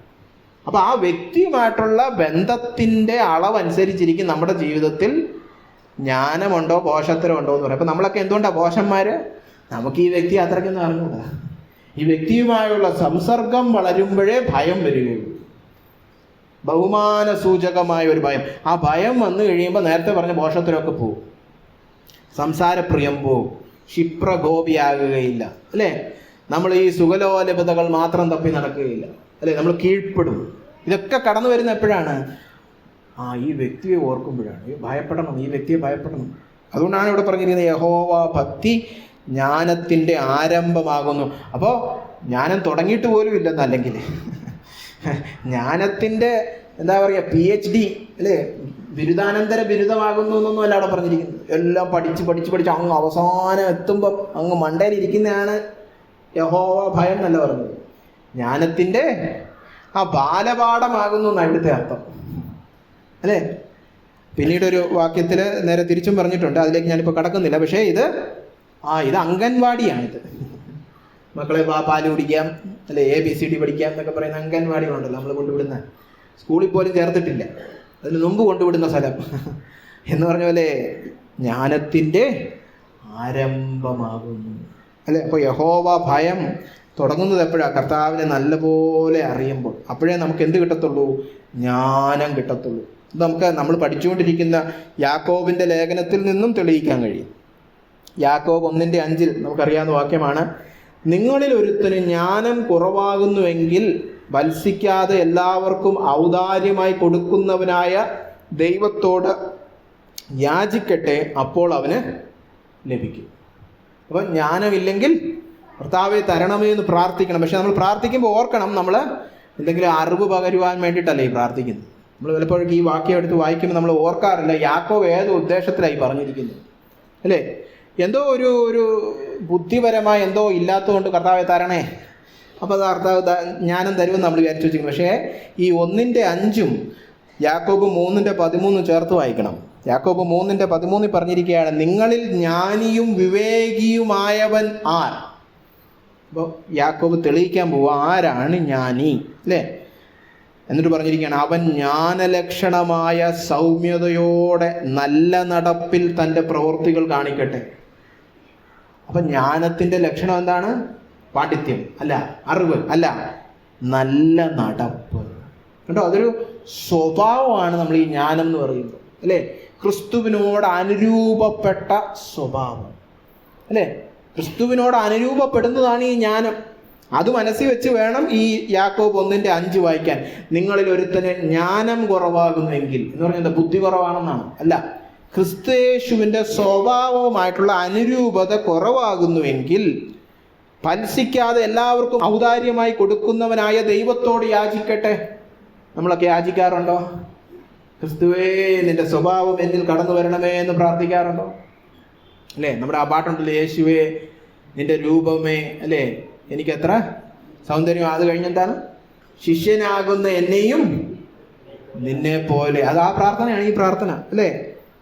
അങ്ങനെ കൊടുക്കുന്ന ദൈവത്തോട് പ്രാർത്ഥിക്കട്ടെ, അത് അവന് ലഭിക്കും. അത് ചോദിച്ചു കഴിഞ്ഞാൽ ദൈവം ഫലസിക്കത്തില്ല, ഔദാര്യമായി നൽകും. ജ്ഞാനലക്ഷണമായ സൗമ്യതയോടുള്ള നല്ല നടപ്പിൽ നമ്മുടെ പ്രവൃത്തികൾ നമ്മൾ കാണിക്കും. അപ്പോൾ ഈ ജ്ഞാനം എന്താകുന്നു? യഹോവ ഭയമാകുന്നു എന്ന് പറഞ്ഞു കഴിഞ്ഞാൽ ദൈവത്തെ ശരിക്കും രുചിച്ചറിയുന്നതാകുന്നു, ക്രിസ്തയേശുവിനെ രുചിച്ചറിയുന്നതാകുന്നു. ആ ബന്ധം നമ്മളിൽ ഉളവാക്കുന്ന സ്വാധീനമാണ് പുറമേയുള്ള ഈ നല്ല നടപ്പായിട്ട് വരുന്നത്. അപ്പം നമ്മൾ വേണ്ട ആ 4 ലക്ഷണങ്ങൾ, മൂടൻ്റെ 4 ലക്ഷണങ്ങൾ ഒന്ന് ചിന്തിച്ചേ. ഈ നീതിമാൻ എന്തുകൊണ്ടാണ് സംസാരപ്രിയനല്ലാത്തത്? എന്തുകൊണ്ടാണ്? അവന് കർത്താവിനെ അറിയാം. അവൻ്റെ കണ്ണിൽ അവനല്ല ഏറ്റവും വലിയ ജ്ഞാനി. അവൻ്റെ കണ്ണിൽ ഏറ്റവും വലിയ ജ്ഞാനി യേശു ക്രിസ്തുവാണ് അല്ലേ. ഇപ്പം ഞാനാണ് എൻ്റെ കണ്ണിൽ ഏറ്റവും വലിയ ജ്ഞാനിയെങ്കിൽ അയ്യോ ഞാൻ വാ തുറക്കാതിരുന്ന ദൈവവചനം ആർക്കും എവിടെ നിന്ന് കിട്ടും അല്ലേ. എൻ്റെ വചനമാണല്ലോ ദൈവവചനം, ഞാനാണല്ലോ ദൈവം. പിന്നെ ഞാൻ വാ തുറക്കാതിരുന്ന ആർക്കും ദൈവവചനം ഒന്നും കിട്ടത്തില്ല എന്ന് വിചാരിച്ചാണ് നമ്മൾ എല്ലാ അഭിപ്രായവും എല്ലാവരോടും പറഞ്ഞുകൊണ്ട് നടക്കുന്നത്. എന്നാൽ എൻ്റെ കണ്ണിൽ കർത്താവാണ് ഏറ്റവും വലിയ ജ്ഞാനി എന്നുണ്ടെങ്കിൽ മിണ്ടാതിരുന്നിട്ട് വേണം വല്ല ദൈവവചനം പറഞ്ഞുകൂടാ, അത് കുഴപ്പമില്ല. അല്ല, എൻ്റെ അഭിപ്രായമൊക്കെ വായടച്ച് വെക്കാം, വചനത്തിൽ പറഞ്ഞിരിക്കുന്ന പോലെ വാ പൂട്ടാം അല്ലേ. അപ്പോൾ നമ്മുടെ സംസാരത്തെക്കാളും നമ്മൾ കർത്താവായ യേശു ക്രിസ്തുവിനെ വിലമതിക്കുമ്പോൾ നമ്മുടെ സംസാരം വചനപ്രകാരമാകും. നമ്മൾ സംസാരപ്രിയനല്ല, നമ്മൾ ദൈവപ്രിയനായി അല്ലേ. രണ്ടാമതായിട്ട് നമ്മൾ നമ്മുടെ ആഗ്രഹങ്ങളെക്കാളും നമ്മുടെ ഇഷ്ടങ്ങളെക്കാളും നമ്മൾ കർത്താവിനെ സ്നേഹിക്കുമെങ്കിൽ എന്ത് കടന്നു വരും? ആത്മസംയമനം കടന്നു വരും അല്ലേ. എനിക്ക് യേശുവിനെയാണ് എൻ്റെ ദേശത്തെക്കാളും ഇഷ്ടമെങ്കിൽ ഞാൻ ദേഷ്യപ്പെടുമോ? എനിക്ക് അവരോട് തോന്നുന്ന എല്ലാ പ്രശ്നത്തെക്കാളും എനിക്ക് കർത്താവിനോടാണ് സ്നേഹമെങ്കിൽ അവരോടുള്ള എൻ്റെ എല്ലാ ഇറിറ്റേഷനും ഞാൻ വായി കൂടെ പറയൂ? ഇല്ല, അല്ലേ? അപ്പം എൻ്റെ ആഗ്രഹങ്ങളെക്കാളും അഭിലാഷങ്ങളെക്കാളും എല്ലാം ഞാൻ എൻ്റെ കർത്താവിനെ സ്നേഹിക്കുമെങ്കിൽ ഞാൻ ഇന്ദ്രിയ ജയമുള്ളൊരു വ്യക്തിയായി മാറും, അല്ലേ? എനിക്ക് അടക്കുവാൻ കഴിയും, ശമിപ്പിക്കുവാൻ കഴിയും. എൻ്റെ ആഗ്രഹങ്ങളും എൻ്റെ കോപം ഒക്കെ ശമിപ്പിക്കുവാൻ കഴിയും, അല്ലേ? മൂന്നാമതായിട്ട് നമ്മൾ പറഞ്ഞു, ഈ ഭോഷൻ ആർക്കും കീഴ്പ്പെടത്തില്ല, അല്ലേ? എന്നെ ആരാണ് നിങ്ങളൊക്കെ ഗുണീകരിക്കാൻ വരുന്നത്, അല്ലെ? ആരെയും വകവെക്കാത്തൊരു സ്വഭാവമാണ്. അതിൻ്റെ കാരണം എന്താണെന്ന് വെച്ചാൽ അവന് മറ്റെല്ലാത്തിനേക്കാളും ഇഷ്ടം എന്താണ്? അവൻ്റെ സ്വന്തം നാമം തന്നെയാണ്. എന്നെ ആരും ഗുണീകരിക്കാമെന്ന് പറഞ്ഞാൽ ഞാനാണ് ശരി, അല്ലേ? എന്നാൽ ഒരു ഭക്തൻ അങ്ങനല്ല, അല്ലേ? ഭക്തന് എന്നെ നിങ്ങൾ വന്ന് ഗുണീകരിക്കുക, എൻ്റെ പാപം വെളിപ്പെടുത്തുക, അല്ലേ? എന്നെക്കുറിച്ച് ആളുകൾ എന്ത് പറയുന്നത് എനിക്കൊരു പ്രശ്നവും ഇല്ല, എനിക്ക് കർത്താവിനെ പോലെ ആയിത്തീരണം, അതാണ് എൻ്റെ സ്വപ്നം, അല്ലേ? നമ്മുടെ സ്റ്റാറ്റസും നമ്മുടെ റെപ്യൂട്ടേഷനും ഒന്നും അല്ല നമുക്ക് വലുത്, അല്ലേ? മറ്റുള്ളവർ എന്നെക്കുറിച്ച് എന്ത് ചിന്തിക്കുന്നു, എൻ്റെ ബഹുമാനം, അതൊന്നും കുഴപ്പമില്ല, അല്ലേ? ദൈവം എൻ്റെ പാപമൊക്കെ വെളിപ്പെടുത്തി എന്നെ ഒന്ന് കഴുകി എന്നെ ശുദ്ധീകരിച്ച് യേശുവിനെ പോലെ ആകുന്നതാണ് എനിക്കിഷ്ടം. അതിനുവേണ്ടി ഇപ്പോൾ ഇച്ചിരി ഒന്ന് നാണം കെടേണ്ടി വന്നാലും എനിക്ക് കുഴപ്പമില്ല എന്ന് പറഞ്ഞാൽ ആര് ശാസിച്ചാലും നമ്മൾ കേൾക്കും, അല്ലേ? സഭയിലുള്ളൊരു കുഞ്ഞു എന്ന് പറയുകയാണ്, സഹോദരൻ ചെയ്ത് ശരിയായില്ല, വചനപ്രകാരം തെറ്റാന്ന് പറഞ്ഞാൽ ശരിയാ മോളെ കറക്റ്റാ എന്ന് പറയും. നമ്മൾ എന്തുകൊണ്ടാണ് പറയാത്തത്? നമുക്ക് വലിയ തലയെടുപ്പാണ്, നമ്മൾ വലിയ ബഹുമാനം കാംക്ഷിക്കുകയാണ്. ആ ബഹുമാനം ഒന്നും ഒരു കുഴപ്പമില്ല. എനിക്ക് ക്രിസ്തേശുവിനെ പോലെ ആകണമെന്നുള്ളൊരു വളരെ പരിശുദ്ധമായ ഒരു ആഗ്രഹമുള്ളൊരു ഭക്തനാണെങ്കിൽ ആ ദൈവീക ഗുണീകരണം ആരുടെ വായിൽ നിന്ന് വന്നാലും കേൾക്കും, അല്ലേ? ഞാൻ ബഹുമാനിക്കുന്ന എല്ലാ നേതാക്കന്മാരും അങ്ങനത്തെ, എൻ്റെ മെൻറ്റേഴ്സ് എല്ലാം അങ്ങനത്തെ. ആര് വന്ന് പറഞ്ഞാലും അവരെ ഒരു രീതി, നിങ്ങളാരായത് പറയാം, നിങ്ങൾ ഇത്തരം ബൈബിൾ പഠിച്ചിട്ടുണ്ടോ, നിങ്ങൾ വല്ല ശുശ്രൂഷ അങ്ങനെയൊന്നും ചോദിക്കുന്നവരുന്നു ചിലരുണ്ടാണ്, അല്ലേ?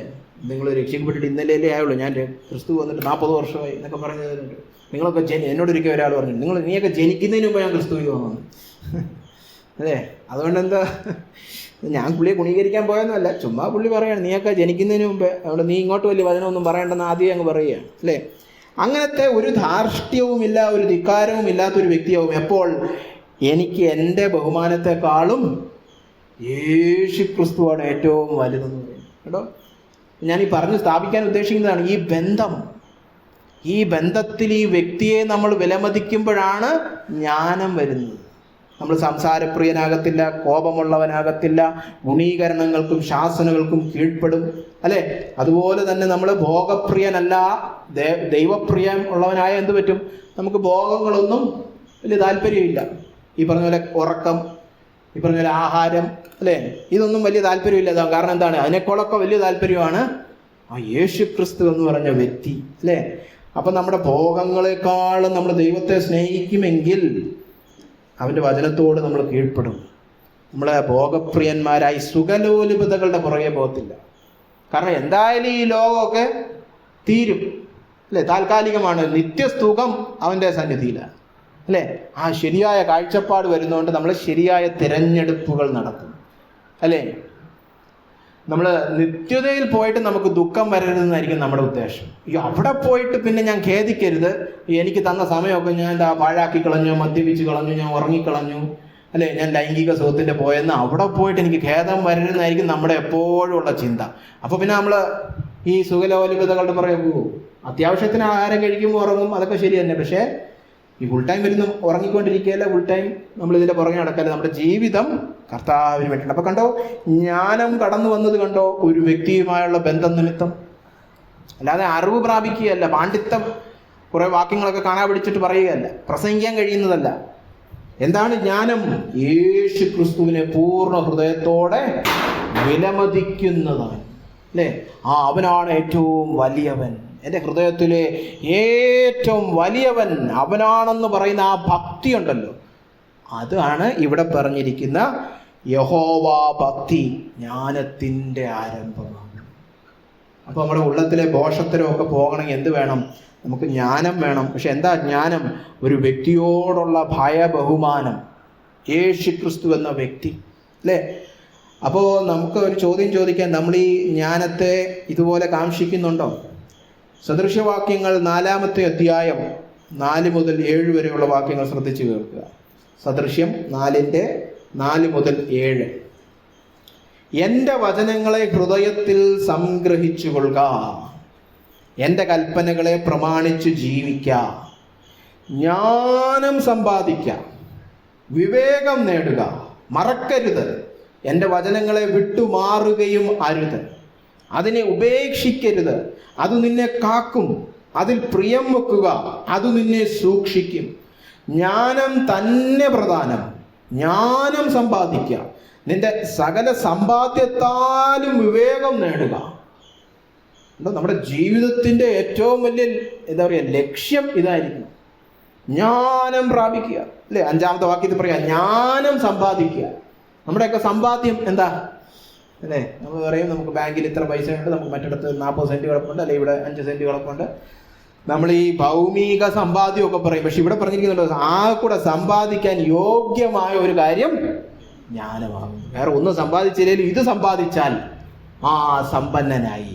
വേറെ എല്ലാം സമ്പാദിച്ചു, ഒരു ജ്ഞാനവും പ്രാപിച്ചില്ലെങ്കിൽ അയ്യോ മണ്ടത്തരമായിപ്പോയി, അല്ലേ? ജീവിതത്തിൽ എന്തു സമ്പാദിക്കണം? ജ്ഞാനം സമ്പാദിക്കണം. 7-ാമത്തെ വാക്യം, ജ്ഞാനം തന്നെ പ്രധാനം. ഏറ്റവും മുഖ്യമായ വിഷയം ജ്ഞാനം തന്നെ ആകുന്നു. അത് സമ്പാദിക്കണം, സകല സമ്പാദ്യത്താലും അത് നേടണം. അതായത് വേറെ എന്തൊക്കെ ചെലവഴിക്കേണ്ടി വന്നാലും, വേറെ എന്തൊക്കെ അതിനുവേണ്ടി കളയേണ്ടി വന്നാലും അത് കളഞ്ഞ് ഇത് നേടിക്കണോ. അല്ലാതെ കർത്താവിനെ കളഞ്ഞിട്ട് അതെല്ലാം നേടണമെന്നല്ല പറഞ്ഞിരിക്കുന്നത്, അല്ലേ? അപ്പോൾ നമ്മുടെ സമയം, നമ്മുടെ സമ്പത്ത്, നമ്മുടെ ആരോഗ്യം, നമ്മുടെ എല്ലാ ഉന്മേഷം, എല്ലാ ഉത്സാഹം എല്ലാം ഇതിനു വേണ്ടി ചെലവഴിക്കണം. എന്തിനു വേണ്ടി? ജ്ഞാനം പ്രാപിക്കാൻ. എന്തുവാ ജ്ഞാനം? യേശു എന്ന വ്യക്തിയെ അടുത്തറിയുക, ആ സംസർഗം നിമിത്തം അവനോട് അനുരൂപപ്പെടുക. ഇതാണ് ഏറ്റവും പ്രധാനം. എല്ലാ സമ്പാദ്യത്താലും ഇത് നേടണം, ഇല്ലെങ്കിൽ ജീവിതം പാഴായിപ്പോയി.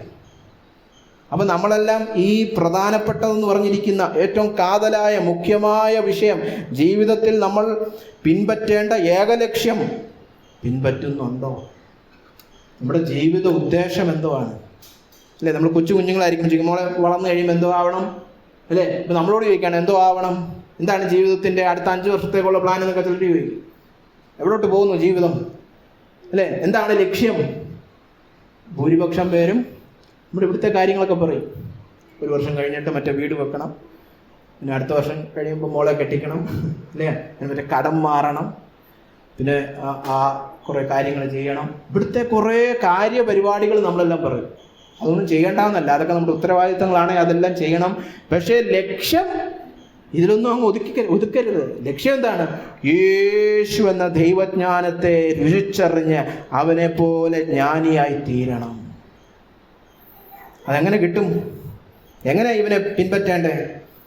സദൃശ്യവാക്യങ്ങൾ 2:1 മുതൽ 6 വരെയുള്ള വാക്യങ്ങളിൽ 3 കാര്യങ്ങൾ പറഞ്ഞിട്ടുണ്ട്. എങ്ങനെയാണ് ജ്ഞാനത്തെ തേടേണ്ടത്? ജ്ഞാനമാണ് ഏറ്റവും മുഖ്യം എന്ന് കണ്ടു, അത് സമ്പാദിക്കണമെന്നും കേട്ടു. അതെങ്ങനെ കിട്ടും? എങ്ങനെ അതിനെ പിന്നെ പോകേണ്ടേ? സദൃശ്യവാക്യങ്ങൾ 2:1 മുതൽ 6. മകനെ, ജ്ഞാനത്തിന് ചെവി കൊടുക്കുകയും ബോധത്തിന് നിന്റെ ഹൃദയം ചായ്ക്കുകയും ചെയ്യേണ്ടതിന് എൻ്റെ വചനങ്ങളെ കൈക്കൊണ്ട് എൻ്റെ കൽപ്പനകളെ നിന്റെ ഉള്ളിൽ സംഗ്രഹിച്ചാൽ നീ ബോധത്തിനായി വിളിച്ച് വിവേകത്തിനായി ശബ്ദം ഉയർത്തുന്നു എങ്കിൽ, അതിനെ വെള്ളിയെ പോലെ അന്വേഷിച്ച് നിക്ഷേപങ്ങളെ പോലെ തിരയുന്നു എങ്കിൽ നീ യഹോവ ഭക്തി ഗ്രഹിക്കുകയും ദൈവപരിജ്ഞാനം കണ്ടെത്തുകയും ചെയ്യും. യഹോവയല്ലോ ജ്ഞാനം നൽകുന്നത്, അവൻ്റെ വായിൽ നിന്ന് പരിജ്ഞാനവും വിവേകവും വരുന്നു. അവിടെ 5-ാമത്തെ വാക്യം കണ്ടോ? നീ യഹോവ ഭക്തി ഗ്രഹിക്കും. അപ്പൊ യഹോവ ഭക്തി ഗ്രഹിക്കുന്ന കാര്യമാണ് ഇവിടെ പറഞ്ഞത്. അതിന് മുമ്പുള്ള കാര്യങ്ങൾ നമ്മൾ വായിച്ചാൽ 3 കാര്യങ്ങൾ അവിടെ പറഞ്ഞിട്ടുണ്ട്, അല്ലേ? എൻ്റെ വചനങ്ങളെ കൈക്കൊള്ളണം, 2-ാമത്തെ വാക്യം. 3-ാമത്തെ വാക്യം, ശബ്ദമുയർത്തി നിലവിളിക്കണം. 4-ാമത്തെ വാക്യം, വെള്ളിയെപ്പോലെ നിക്ഷേപങ്ങളെ പോലെ തിരയണം. 3 കാര്യങ്ങളുണ്ട്. അതുകൊണ്ടാണ് അവസാനം 4ന്റെ അവസാനം പറഞ്ഞത് എങ്കിൽ, ഇതൊക്കെ ചെയ്യുമെങ്കിൽ നീ യഹോവ ഭക്തി ഗ്രഹിക്കും. അപ്പൊ എന്തൊക്കെ ചെയ്യണം? ദൈവവചനം കൈക്കൊള്ളണം. വചനം കേട്ടാ പോരാ, ചുമ്മാ ഒരു പ്രസംഗം കേൾക്കുന്ന കാര്യമല്ല, ഉള്ളിൽ കൈക്കൊള്ളണം, സ്വീകരിക്കണം, ഏറ്റെടുക്കണം, അല്ലേ? വചനം ശരിയാണെന്ന് പറഞ്ഞ് അതിനോട് കീഴ്പ്പെടണം. ഉള്ളത്തിൽ അതിനോടൊരു സമർപ്പണം വരണം. ഇത് ശരിയാണ്, ഈ വചനം എനിക്ക് വേണം എന്ന് പറഞ്ഞ് അതിനോട് കീഴ്പ്പെടണം. പിന്നെന്ത് ചെയ്യണം? വിളിച്ച് ശബ്ദമുയർത്തണം, നിലവിളിക്കണം, കരഞ്ഞ് പ്രാർത്ഥിക്കണം. പ്രാർത്ഥനയാണ് അവിടുത്തെ വിഷയം, അല്ലേ? ദൈവത്തോട് കരയണം, കർത്താവേ എനിക്ക് ജ്ഞാനം തരണമേ. യാക്കോബ് 1:5 വാഗ്ദത്തം. അവനോട് ചോദിച്ചാൽ അവൻ ഔദാര്യമായി തരും, വഴക്ക് പറയില്ല എന്നാണ് 1:5 പറഞ്ഞ യാക്കോബ്, അല്ലേ? അപ്പോൾ നിലവിളിക്കണം, അല്ലേ? നമുക്കിപ്പോൾ കാലിലൊരു ക്യാൻസർ വന്നാൽ നമ്മൾ എങ്ങനെ പ്രാർത്ഥിക്കും? അതായത് ക്യാൻസർ ഒന്നും പോണേ, ഇങ്ങനെയാണോ പ്രാർത്ഥിക്കും? ആഴ്ചയിൽ ഒരിക്കൽ. അയ്യോ, മറന്നുപോയി ആ പ്രാർത്ഥന. അറിയോ, എപ്പോഴും ആരെങ്കിലും മറക്കുമോ പ്രാർത്ഥന? എൻ്റെ കാലിൽ ക്യാൻസർ, എൻ്റെ കാലിൽ എന്ന് നിങ്ങളുടെ കാലിൽ, അല്ലത് എൻ്റെ കാലിൽ വന്നിട്ട് നിങ്ങൾ പ്രാർത്ഥിക്കുന്ന ചിലപ്പോൾ അങ്ങനെ ആയിരിക്കും. നിങ്ങളുടെ കാലിൽ ക്യാൻസർ വന്നാൽ നമ്മളെങ്ങനെ പ്രാർത്ഥിക്കും? അയ്യോ ക്യാൻസർ മാറണേ മാറണേ മാറണേ മാറണേ എന്ന് പറഞ്ഞ് വിളിക്കത്തില്ലേ? അങ്ങനെ ഇതിനു വേണ്ടി വിളിക്കണമെന്ന്. അയ്യോ ഞാനൊരു മണ്ടനാണേ എനിക്ക് ജ്ഞാനം തരണേ എന്ന് നിലവിളിക്കണം, അല്ലേ? നിലവിളിച്ചിട്ട് എന്തോ ചെയ്യണം? നിക്ഷേപത്തെ പോലെ തിരയണം. ഇപ്പം നമ്മുടെ കാറിൻ്റെ താക്കോല് കളഞ്ഞു പോയി, അതുപോട്ടെ, നമുക്ക് സാംരാജ് ബ്രദറിൻ്റെ കാര്യത്തിൽ പോകാൻ അടുത്ത ആഴ്ച ഒന്ന് നോക്കാം എന്ന് പറയൂ. പിന്നെ ലക്ഷങ്ങൾ വിലമതിക്കുന്ന കാറിൻ്റെ താക്കോലൊന്നും ആരും കളഞ്ഞു പോകത്തില്ല. അടുത്ത പ്രാവശ്യം വരുമ്പോൾ കിട്ടുമെന്ന് എന്താ ഉറപ്പ്, അല്ലേ? അതുപോലെ തന്നെ ഈ ആഴ്ച ബൈബിൾ ഇവിടെ വെച്ച് മറന്നു, അതടുത്ത ഞായറാഴ്ച എടുക്കാം. ഇതാണ് ജ്ഞാനത്തിൻ്റെ വചനം. അത് കുഴപ്പമൊന്നുമില്ല. എന്തായാലും തുറക്കുമ്പോൾ നമ്മൾ ഉറങ്ങുക എന്ന് പറഞ്ഞു. ഇപ്പം ഈ ഒരാഴ്ച ഉറങ്ങാമെന്ന് ഇരുന്ന് നോക്കാം, കാപ്പി കുടിക്കണ്ട, അപ്പം ഉറക്കം, അല്ലേ? കണ്ടോ? അപ്പം നമ്മുടെ സ്വർണം കളഞ്ഞു പോകുമ്പോഴും വണ്ടിയുടെ താക്കോല് കളഞ്ഞു പോകുമ്പോഴുള്ള പ്രതികരണവും ബൈബിൾ കളഞ്ഞു പോകുമ്പോഴുള്ള പ്രതികരണവും തമ്മിലുള്ള വ്യത്യാസം കണ്ടോ? അതാ ഇവിടെ പറഞ്ഞിരിക്കുന്നത്, നീ പൂർണ്ണ ഉള്ളത്തോടെ വെള്ളിയെ പോലെ അന്വേഷിച്ച് നിക്ഷേപങ്ങളെ പോലെ തിരയണം, അല്ലേ? വിശ്വാസികളോട് പറയാൻ പറ്റിയ ഒരു ഉദാഹരണം, നിങ്ങൾ ഒരു യോഗത്തിന് പോയി, അവിടെ ഒരു പ്രവാചകം വന്ന് നിങ്ങളുടെ തലയിൽ കൈവച്ചിട്ട് പറയുകയാണ്, നിന്റെ പറമ്പിൽ ഒരു നിധി കിടപ്പുണ്ട്. എന്തോ ഈ നമ്മൾ വീട്ടിൽ ചെന്ന് പിക്കാസ് എടുത്ത് കാണ്ടടത്തെല്ലാം കുഴിച്ചിട്ടും കിട്ടിയില്ല, പിന്നെ കട്ടം തറയും നമ്മൾ കുഴിക്കും. എവിടാടാ ഈ നിധി, അല്ലേ? നമ്മൾ കുഴിച്ച് നോക്കും, പിന്നെ കുഴി മാത്രമാവും വീട്, അത്രയ്ക്ക് കുഴിക്കുക. കാരണം അതാണ് നിധിയെ പോലെ, നിക്ഷേപങ്ങളെ പോലെ തിരയുക എന്ന് പറഞ്ഞു. പാതി ഹൃദയത്തെ കിട്ടിയില്ല പോട്ടെന്ന് നോക്കുന്ന ആ രീതിയിലല്ല, കിട്ടിയേ മതിയാകൂ. ഇപ്പൊ കണ്ടോ 3 കാര്യങ്ങൾ കണ്ടോ? വചനം ഏറ്റെടുക്കണം, നിലവിളിച്ച് പ്രാർത്ഥിക്കണം, നിക്ഷേപത്തെ പോലെ ഇതിനെ തിരയണം. എന്തോ തിരയുന്നേ, എന്തോ അന്വേഷിക്കുന്നേ, എന്തോ പ്രാർത്ഥിക്കുന്നേ? എന്തെങ്കിലും അറിവല്ല, യേശു ക്രിസ്തു എന്ന വ്യക്തിയുടെ സ്വഭാവം എനിക്ക് വേണം. ഇങ്ങനെ പ്രാർത്ഥിക്കാറുണ്ടോ നമ്മൾ? എനിക്ക് അവൻ്റെ സ്വഭാവത്തോടുള്ള അനുരൂപത കിട്ടിയേ മതിയാകൂ. അതായത് നിങ്ങൾ രാവിലെ എഴുന്നേറ്റ് വചനം വായിച്ചിട്ട് പ്രാർത്ഥിക്കുകയാണ്, കർത്താവേ എനിക്ക് നിന്നെ പോലെ സത്യസന്ധനാകണം, ആത്മാർത്ഥതയുള്ളവനാകണം, സ്നേഹമുള്ളവനാകണം എന്നൊക്കെ പ്രാർത്ഥിക്കുമ്പം നിങ്ങളുടെ അയൽക്കാർ പറയണം, അവർക്കെന്തോ ക്യാൻസർ വന്നെന്ന് തോന്നുന്നു ആ പ്രാർത്ഥനയുടെ ഒച്ചയൊക്കെ കേട്ടിട്ട്, അല്ലേ? നിങ്ങൾക്ക് എന്തോ രോഗം വല്ലതും വന്നിട്ടുണ്ടോ, അതുകൊണ്ടാണോ ഇങ്ങനെ പ്രാർത്ഥിക്കുക? അല്ലല്ല, എനിക്ക് യേശു ക്രിസ്തുവിനെ അറിഞ്ഞ് അവനെ പോലെ ആയേ പറ്റത്തുള്ളൂ. കണ്ടോ? ഇവിടെ തുടക്കത്തിലെ 2-ാമത്തെ അധ്യായമാണിത്. ഇവിടെ തന്നെ പറഞ്ഞിരിക്കുകയാണ്, എങ്കിൽ 5-ാമത്തെ വാക്യം, നീ യഹോവ ഭക്തി ഗ്രഹിക്കും. ഇത് പുസ്തകത്തിന്റെ ആദ്യം പറഞ്ഞിട്ടുണ്ട്, എങ്കിലേ ഗ്രഹിക്കും. അതായത് പ്രസംഗം കൊള്ളാമല്ലോ, ഇത് കിട്ടിയാൽ കൊള്ളാം, അങ്ങനെ പറയുന്നവർക്കൊന്നും ഇത് കിട്ടാൻ പോകുന്നില്ല, അല്ലേ? ദൈവപരിജ്ഞാനം കണ്ടെത്തുകയും ചെയ്യും, യഹോവയല്ലോ ജ്ഞാനം നൽകുന്നത്. 2:6 പറഞ്ഞു, യഹോവ ജ്ഞാനം നൽകണം. യാക്കോബ് 1:5 അത് തന്നെയാണ്, യഹോവയാണ് ജ്ഞാനം നൽകുന്നത്. ദൈവത്തിൽ നിന്ന് പ്രാർത്ഥിച്ച് പ്രാപിക്കേണ്ടതാണിത്, അല്ലേ? അപ്പം അതിനായിട്ടുള്ള ഒരു ഹൃദയം വേണം, ഒരു അന്വേഷണം വേണം, ഒരു ആഗ്രഹവും ഉത്സാഹവും നമ്മുടെ ഉള്ളിൽ വേണം. കാരണം നമ്മൾ നേരത്തെ വായിച്ചതുപോലെ 4:7 പറഞ്ഞിരിക്കുന്നത്, ജ്ഞാനം തന്നെ പ്രധാനം.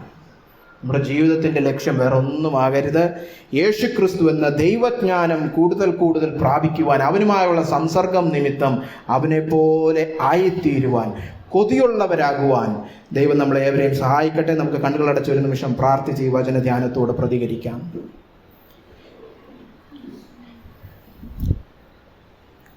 യഹോവ ഭക്തി ജ്ഞാനത്തിൻ്റെ ആരംഭമാകുന്നു, ഭോഷന്മാരോ ജ്ഞാനവും പ്രബോധനവും നിരസിക്കുന്നു.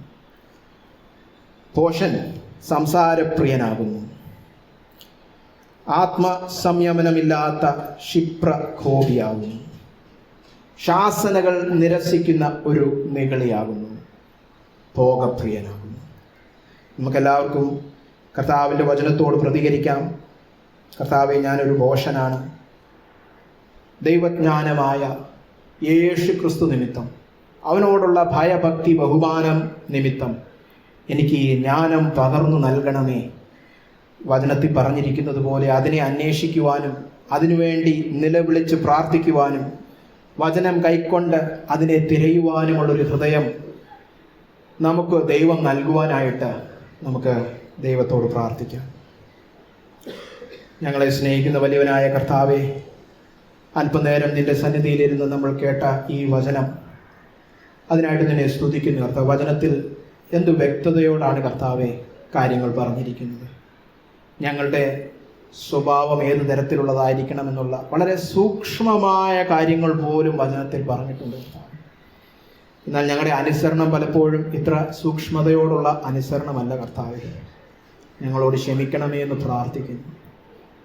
ഞങ്ങൾക്ക് ഞങ്ങളുടെ സംസാരം, ഞങ്ങളുടെ സുഖം കർത്താവെ, ഞങ്ങളുടെ ബഹുമാനം, ഞങ്ങൾക്ക് ഇതെല്ലാം വലിയ വിഷയമാണ് കർത്താവെ. അതുകൊണ്ട് തന്നെ ഞങ്ങൾ കർത്താവ് നിന്നെക്കാളും അധികം അതെല്ലാം സ്നേഹിച്ച് സ്വയകേന്ദ്രീകൃതമായ ഒരു ജീവിതം നയിക്കുന്നത് കൊണ്ട് പലപ്പോഴും പോഷത്തരമാണ് കർത്താവ് ഞങ്ങളുടെ ജീവിതത്തിൽ നിന്ന് പുറത്തു വരുന്നത്. ജ്ഞാനലക്ഷണമായ നല്ല നടപ്പ് പലപ്പോഴും ഞങ്ങളുടെ പ്രവൃത്തികളിലൂടെ വെളിപ്പെട്ടു വരുന്നില്ല. ഞങ്ങളോട് ക്ഷമിക്കണമേ. ഞങ്ങളുടെ സംസാരം വചനപ്രകാരം അല്ലാത്തതിന് ക്ഷമിക്കണമേ കർത്താവ്. ഞങ്ങൾ ആലോചിച്ച് നീതിമാനെ പോലെ ഉത്തരം പറയാറില്ല കർത്താവ്. ഞങ്ങൾ എടുത്തുചാടി പലപ്പോഴും പല മണ്ടത്തരങ്ങളും പറയാറുണ്ട് കർത്താവ്. ഞങ്ങൾ കോപത്തോടെ സംസാരിക്കാറുണ്ട് കർത്താവ്. കേൾക്കുന്നവന് കൃപ ലഭിക്കേണ്ടതിനെന്നുള്ള ചിന്തയൊന്നും ഞങ്ങൾക്കില്ല. വാള് കുത്തുന്നത് പോലെ ഞങ്ങൾ പലപ്പോഴും പലരെയും വേദനിപ്പിച്ചിട്ടുണ്ട് കർത്താവ്. ഞങ്ങളോട് ക്ഷമിക്കണമേ, ഞങ്ങളോട് ക്ഷമിക്കണമേ. ദൈവവചനം പറയുമ്പോൾ പോലും കർത്താവ് അത് സംഭവിച്ചിട്ടുണ്ട് കർത്താവ്. അടിയൻ്റെ ജീവിതത്തിൽ സംഭവിച്ചിട്ടുണ്ട് കർത്താവ്. ഞങ്ങളോട് ക്ഷമിക്കണമേ. ഞങ്ങളുടെ സംസാരത്തിലുള്ള കുറവുകൾ ക്ഷമിക്കണമേ കർത്താവ്. ഞങ്ങളുടെ മറ്റുള്ളവരുമായുള്ള ബന്ധത്തിൽ കർത്താവെ ദയ കാണിക്കാത്തതിനും കൃപ കാണിക്കാത്തതിനും കരുതാത്തതിനും മനസ്സലിവ് കാണിക്കാത്തതിനുമൊക്കെ നീ ഞങ്ങളോട് ക്ഷമിക്കണമേ. നീ അയച്ച ശാസനകൾ സ്വീകരിക്കാത്തതിന് ഞങ്ങൾ നിഷേധികളെ പോലെ നടന്നതിന് ഞങ്ങളോട് ക്ഷമിക്കണമേ കർത്താവെ. പലപ്പോഴും ഞങ്ങളുടെ ശരീരത്തിൻ്റെയും ലോകത്തിൻ്റെതുമായ പല സുഖങ്ങളുടെയും പുറകെ ഞങ്ങൾ പോയി കർത്താവെ. ഞങ്ങളോട് ക്ഷമിക്കണമേ എന്ന് പ്രാർത്ഥിക്കുന്നു.